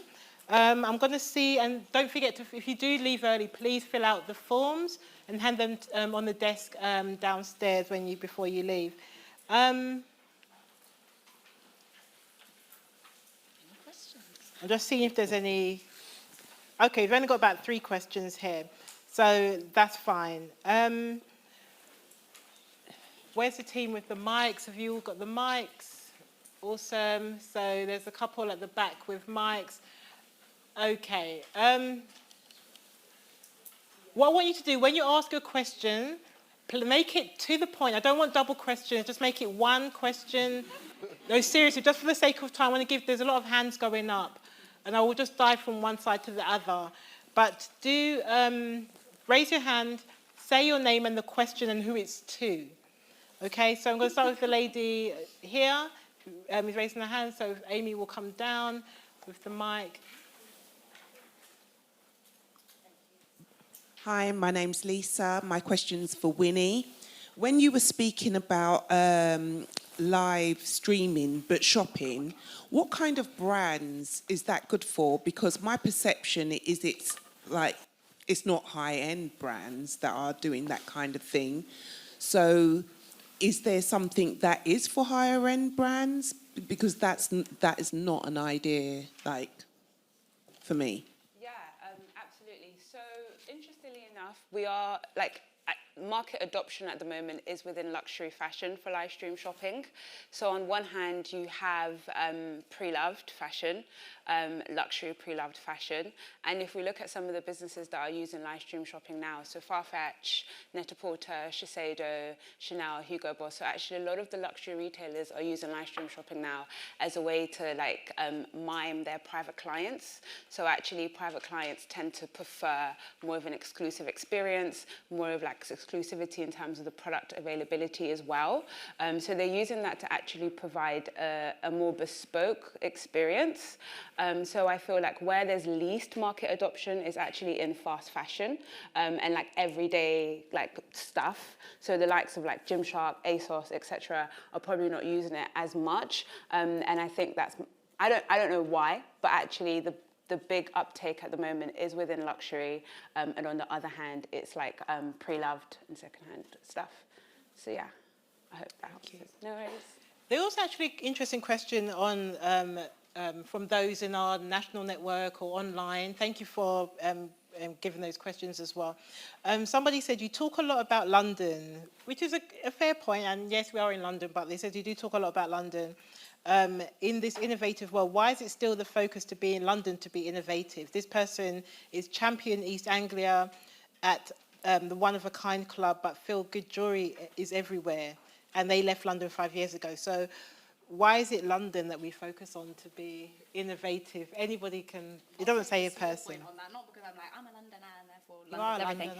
Londoner. But I think that critique, although fair, because I think things like investment need to look beyond London, I think that's it's like Silicon Valley in the US. There is a central hub for where the VCs are at, for where the even events at. It's just great that it's being broadcast nationally, but I was at university in London and I found that every single other evening I was going to something startup related. I was meeting Chris Sacca over from Shark Tank giving a talk on X, Y, and Z. I was meeting X, Y, and Z person from an investment chat, and this is a hub for innovation in the world globally for startups. And I think there is incredible stuff going on by amazing people outside of London, but I don't think it's a critique that this has become a startup hub in the same way Silicon Valley is also a startup hub. I don't think any of us are saying it's London-centric. It's just that we're in London today, and some of us are from London, and clearly you can be in Timbuktu and still do well. So it's not London-centric. A lot of people also move to London from outside of London. So if you grow up in a different part in England, once you start working and you start getting into the professional space, you come into London. So actually, in terms of opportunities, talent, and just fast tracking, it is here, but it's also about building those communities elsewhere, which is why I was actually really impressed by the list of libraries that the BIPC is in, because I didn't realize there was in those libraries. So I think it's more initiatives like that that give opportunities to people outside of London, but ultimately London's always going to be the base. And especially, this is a fashion conversation as well. That's being why is Paris the hub of, France for fashion? This is London's a great fashion hub. Yeah, I near London, but yeah. So thank you for that question that came online. Somebody else raised their hand. Right at the back, gentleman with the hat, the cap, white shirt. Good evening. My question is for Roger. My name is D. Miller. By the way, before I ask my question, I think you should mentor me because I got the Supreme question right. But yeah. Yeah, have a think about that. But my question is around scaling. So on both your businesses, at what point did you know it was important for you to scale Box Fresh, and how did you go about it? And then secondly, same question for Box Park as well. At what point did you know it was the time to scale, and how did you go about it? I'm talking in terms of finance and the right support to do that. Really good question. So I think the problem is with we're mainly addressing entrepreneurs today, I guess. So I would say that the vast majority of young entrepreneurs, they set out on their journey, but they don't know their destination. And who does that? And by that, I mean, what is your exit strategy? Why are you in business? So I actually believe there's only 3, maybe a 4th reason why you're in business. And I would say the first reason is probably the most prevalent when it's with younger people, and it's your ego. And definitely for me, it was my ego. It was in order to say, look, I do this, look at me, I do this, X, Y, Z, and it's all great. And I really wasn't thinking about the money. And there's lots of business examples of guys that have done that. Like Steve Jobs was adopted, you know, Elon Musk bullied at school, Alan Sugar, not exactly the tallest guy in the room, you know, so that caused a few, didn't it? And, you know, so you're driven by ego, the need to prove, okay? So, and then the next reason is, are you in business to sell it, okay? And there's nothing wrong with making money. It's the way you spend money that really makes the difference. So for all of you that might think there's something wrong with that, no, because I think people like Warren Buffett and Bill Gates are doing incredible things with their money, I think, giving 95% away of it. And the third reason is to have a business to hand on to the next person, to your family or to your staff, or in some cases to charity, like Eve just did with Patagonia. So what I'd really stress to you is, firstly, understand your why. Why are you in there? But what it does really open up is a much more profound, important question, which is about growth. And it's this obsession with growth. And I don't know if anyone's read a book by Kate Raworth, Donut Economics. Oh, yeah. And if I could say to you 2 certainties that I believe will happen in the next 10 years, I would say the 2 certainties, and these are big ones. I'd say the first thing is we're going to have a major economic crash. You know, and the reason why is because Keynesian economics doesn't work, and effectively we're building up all of this debt, and we're not going to be able to service it. So every major economist will tell you that. In the next 10 years, we're going to have a big crash. But don't worry about it. We had COVID. No one was doing anything. We came back from that, okay? And the next thing that we're going to have is we're going to have unfortunately, a major environmental disaster. A serious environmental disaster. And unfortunately, that environmental disaster would have to happen in the West, because we don't seem to pay attention to, my mic is going off here, to lives in non-Western countries. It's almost as though we have to do Western countries for it to really matter. So, and as a result of that, what I believe is we're going to move away from a growth at all costs way of developing the mic's gone off.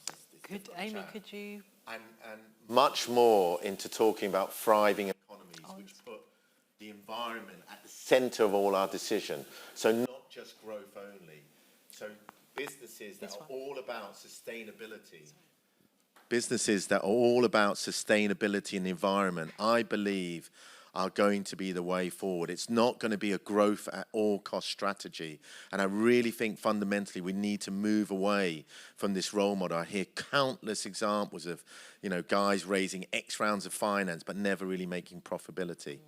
So I'd really ask you to ask yourself that question. Thank you. Thank you. Lady with the white shirt. You with the glasses on your head. Yeah, you. Okay. Hi, I'm Jess, and I run a business in the circular industry. Talk about spending money. How did you decide in the early days what to spend money on? And I guess it's an open question, but. Yeah, sure. I mean, as I mentioned before, we've always just been doing grassroots marketing and word of mouth, and we actually didn't put any paid spend behind even our Instagram up until this year. And then we've also just been spending money, for example. Yes, we do run Instagram ads now, but then they're always user-generated content. It's not product-led imagery, and that way we've just been able to grow the community. Love that. Anyone else? Well, I've only been running LVS Hub for 8 weeks, so it's still very early days. In terms of where I'm spending my money at the moment, it's probably on operations, so the things that I need in order to operate the business. So whether that's like SaaS tools like Notion, you know, to kind of manage my client pipelines and responsibilities, or email, or like LinkedIn Premium, etc. So it's all really, I'm making my finance decisions based on is this going to impact the business? Is this going to help me unlock like a new opportunity, a new goal? If so, I'll pay for it. If not, I'll just find a free version. It's that simple. Next question. Put a hand up first. Edie at the front. Oh, the mic's coming down for you. Thanks, Simon.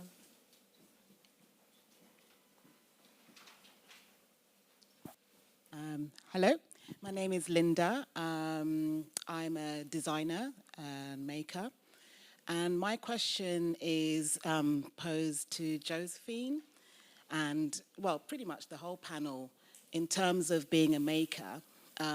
If there are any makers in here, makers, designers, manufacturers, for this circular thing to actually work, don't we have to make better quality items for it to actually be recycled in the first place?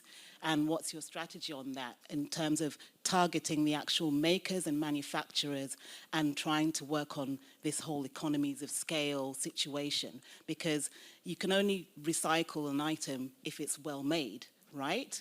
So this thing, I went to TK Maxx today and picked out a Zara item of clothing, and it already had the seams ripping apart. How are we going to recycle such items of clothing unless they're really well made in the first place? Good question. Yeah. Yeah, that's such a great question. It's such a great point to make. I think that the future that we're building, which hopefully is one in which the circular economy is the foundational business model of everything and anything, means that we'll be making items to fit into that circular economy. So as you say, I think even recycling now outside of clothing, the way that it's being sorted or the way that items are being manufactured to enable it to be recyclable definitely will come into fashion. And like the mixing of the fabrics and the bad quality fabrics, it's not something that is going to be made for a circular economy. But equally, how it relates specifically to Soja and what we're doing, the way that we're even working with or talking with brands about what we're learning about products at the later stage of life is feeding back into circular design. So sort of being able to say, how can you create something so that it is more repairable? Or how can we have kind of repair packs? Or how can we tell you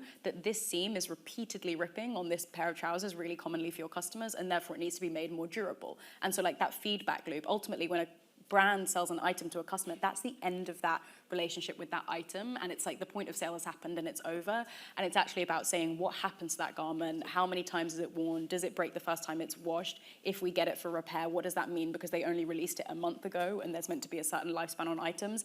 And I think it's about understanding that circular approach means that they will be thinking at the point of making about that end of life. But right now they have no responsibility of end of life, so that's why they're not thinking about it. But as extended producer responsibility legislation comes in, and like brands themselves have to deal with it, and you think about the 15 million items arriving each week to Ghanaian shores of our second-hand waste clothing, if that was arriving to the doors of the brands every week, 15 million items, here's your waste, they'd find ways to deal with it and ways to create it that means they could deal with it. And so that future, that circular future that will exist because there's no alternative, will feed into definitely the manufacturing and make aspects of it. And that's weird, is because today I had a conversation with a major brand consultancy, and we were chatting about future trends, and one of the trends that came up was about durability. And also less consumption and the circular economy. Yeah. And I can't mention the name, and he was telling me about a particular major retailer, and what they're going to promise to do is actually sell less. Wow, that is amazing, isn't it? And the reason why was they realised that everything that they're doing is structured towards ruining the environment. So by selling less, what they're actually saying they're going to do is make more durable clothing, you know, and thinking that, look, I've got responsibility here, which is beyond the bottom line, to be a more socially and environmentally responsible company. And I thought it was genius. Which can I also just say, with like the likes of Patagonia, which we use as an example of saying they from the beginning have had repairs, and from the beginning they've said it's about quality, it's about longevity, it's about buy this one perfect item. It hasn't actually stifled their growth, and their growth it's more responsible sales, like responsible in the term of like, what are you selling to someone, and is it going to be worn a lot, and do they love it, and do they pass it down, and can they repair it? I think it's to say to brands that it's not a future without your company existing. It's how can you be a part of the different way to approach clothing. And this is not a new concept, because No. but Barbour have done that for 100 years. If you've got a Barbour jacket, you can send it back in and they'll repair it. And I've seen Barbour jackets there back in the day where somebody sent in a 50-year-old coat and they repaired it. And, But I love that story, you know, and increasingly that's going to be an important story, and it's going to be going back to that, you know, we're not just chasing growth just for the sake of growth, but actually really thinking about the impact, because your generation is the one that's really got major ESG values, and that's what I'm betting on. And I think it also has to trickle down as well, because a lot of the businesses that are at the forefront are essentially luxury contemporary wear. So the average person probably can't afford a Barbour jacket or Patagonia and etc. So it's about how do you then trickle that down? Because when you think about mass consumption, it is fast fashion, and the average price of fast fashion is like £30, £25. So I think the issue is there, you know, that's the kind of bigger market that needs to be addressed, because the average, like Barbour, Patagonia, they're very conscious of that. They probably go to the dry cleaners, they maintain their clothes, they're actively looking after it, they're spending that little bit more because of the quality. I'm that type of shopper anyway, so your items last 5 years, 10 years by default. They're probably not creating the biggest problems right now. It's everybody else, and they don't have the budgets to spend those prices. So how is that like? It would be great to just hear how you feel like that challenge, because I think that's where the big change needs to happen. It's funny you say that, because you say that people don't have the budgets, but they are paying for that by the accumulation of so much of the stuff. Yeah. So ultimately, when they buy that item and then it falls apart very quickly in a couple of washes, if they just bought the thing, the Barbour jacket, rather than buying these cheaper ones over the period of time, it would save them the money. I think it sounds great, but I feel like that would have happened by now. It's a mindset, though. If that was the case. Okay, the gentleman here, he had his hand up. It's just, we'll do 3 more. I know we've run out of time, but if you like 3 more questions, make them really quick so we can get quick answers and get more people in. Thank you very much. The question is for Roger, but I wanted to say thank you to the panel as well as to Kojo, because I understand maybe we'll be able to rent him to get the Mayor of London to come to our event. So thank you. It happens that you mentioned mindset. Our friend Roger mentioned also leadership. And Roger, what I would like you to tell us is how important do you think we should tell our entrepreneur that management leadership mindset is important to really succeed and be profitable? Yeah, I mean, I think the first thing to realize is that if you're a good entrepreneur, it doesn't make you necessarily a good leader. And I think there's so much pressure for entrepreneurs to be all singing, all dancing, all encompassing. And actually, I was a pretty terrible leader of my first business. Sorry, all my employees in my first business, Box Fresh. I really, you know, micromanaged, and I didn't think that anyone else could do the job better than myself. And then I was lucky enough when I went to Box Part or set up Box Part, I had some leadership coaching from somebody that I respected. And it was only when they said to me, and I've got to be frank with you, they said it to me from a selfish perspective. Because he said to me, what is your aim? I said, my aim is freedom. When I'm 55, I don't really want to work, you know. So, and he said, well, in order to have your freedom, you need to let go.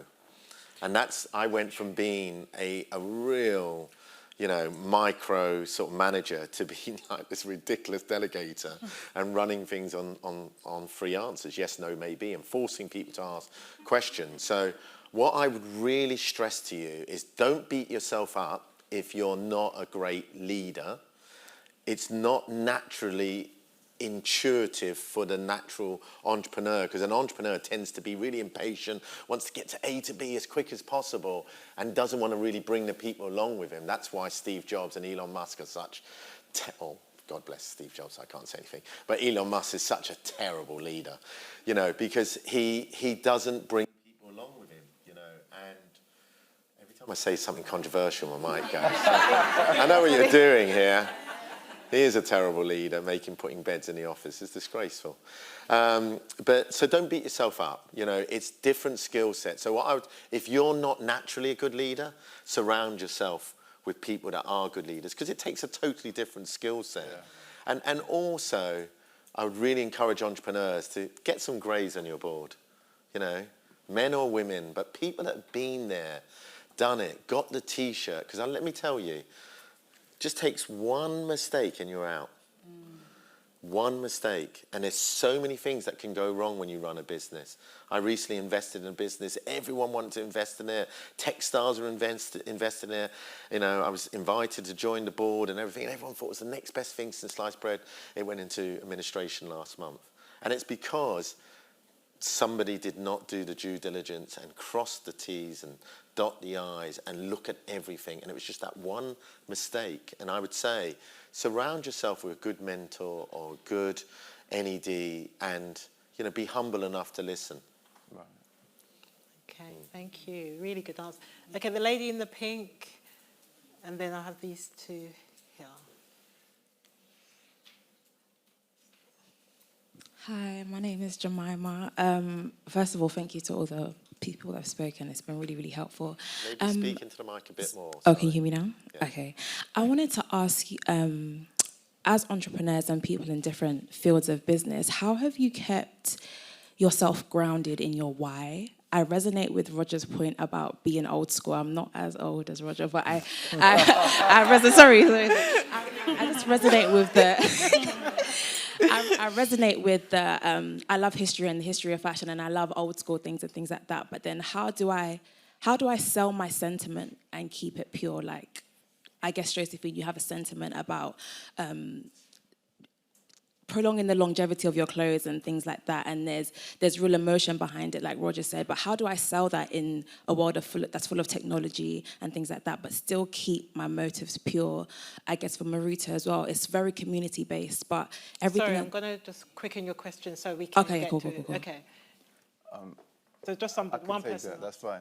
And I think it's always important to stay present. There's a lot of things on the journey that will keep reminding you of why you started and where you're going. But sometimes you can get excited about everything else apart from the main reason why you started what you're doing.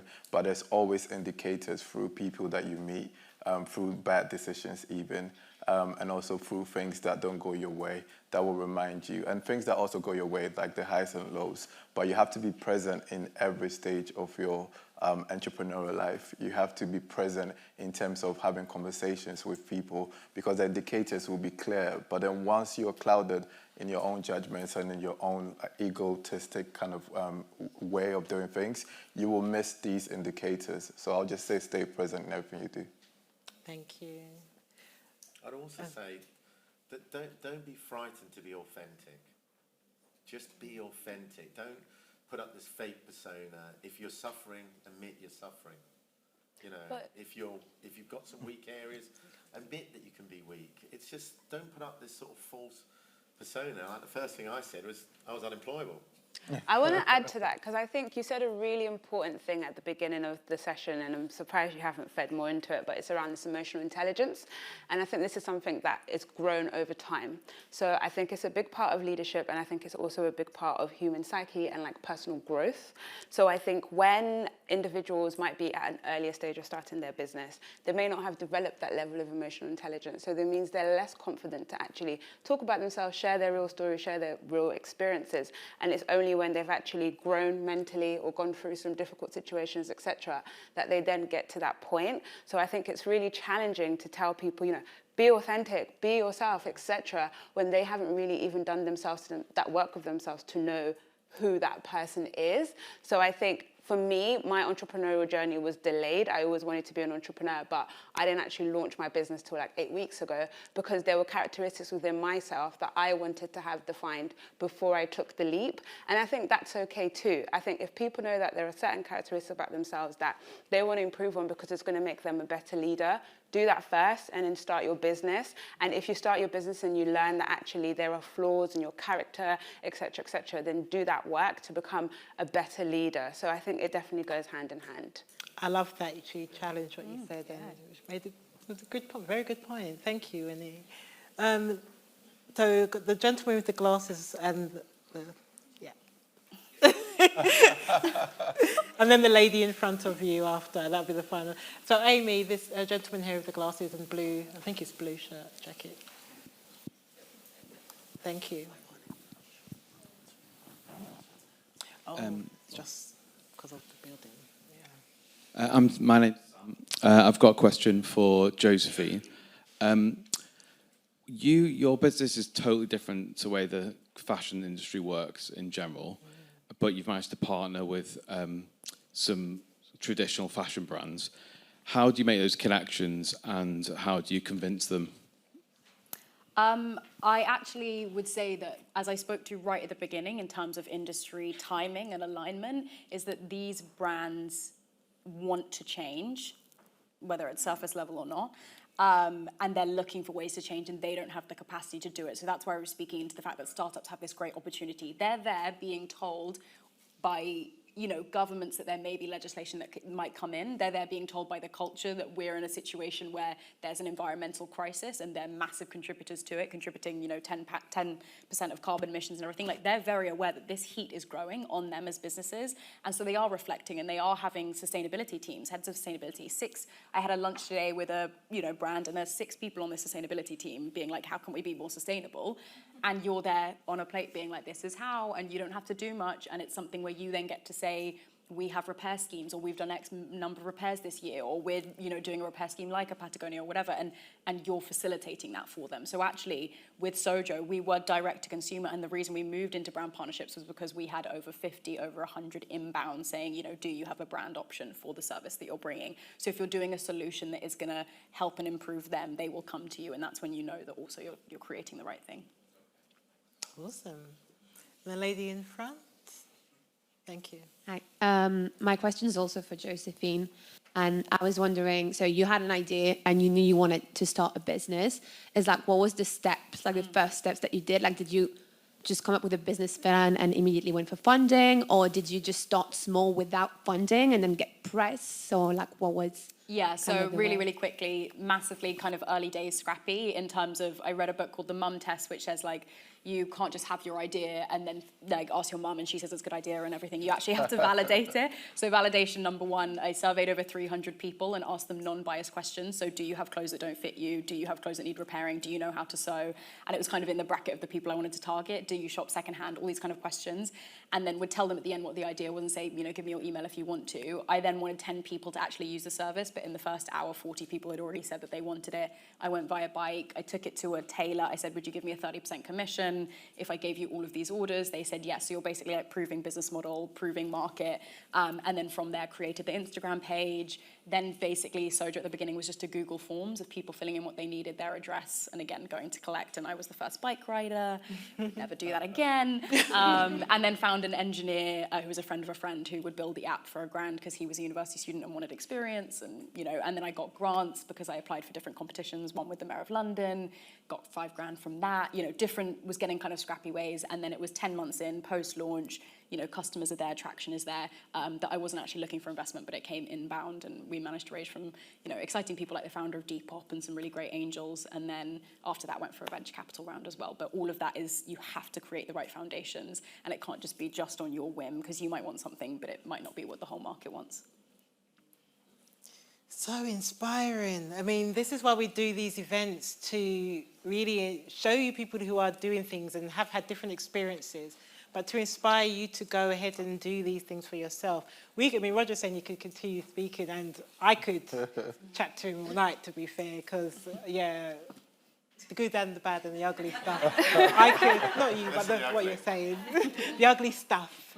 But I think it's really, really powerful what has been shared today, the messages, and those one words that everybody said earlier, I think really summarizes up some of the things you can learn and take on board for yourself, such as education, if it is educating others, or your own education. If it is about family, about building that family around you, or focusing on your own family within doing business. If it is about the community, building communities within your business, it could actually formulate your business model. If it's about, Endurance. I think it definitely is about endurance. And then Roger, what would you add on as that one word? Special. The special, which is what I actually had written down here, about making your customers feel special. All of those things, and I'll add on the psychology, because that's what I'm getting from everybody. There's a part of psychology that you have to understand about your people, about what you're doing, about yourself. So I think that all these points, these words, these messages that have been shared today have been really empowering. And I'm hoping that you leave here feeling empowered to move forward. So with that said, let's just give them all a round of applause.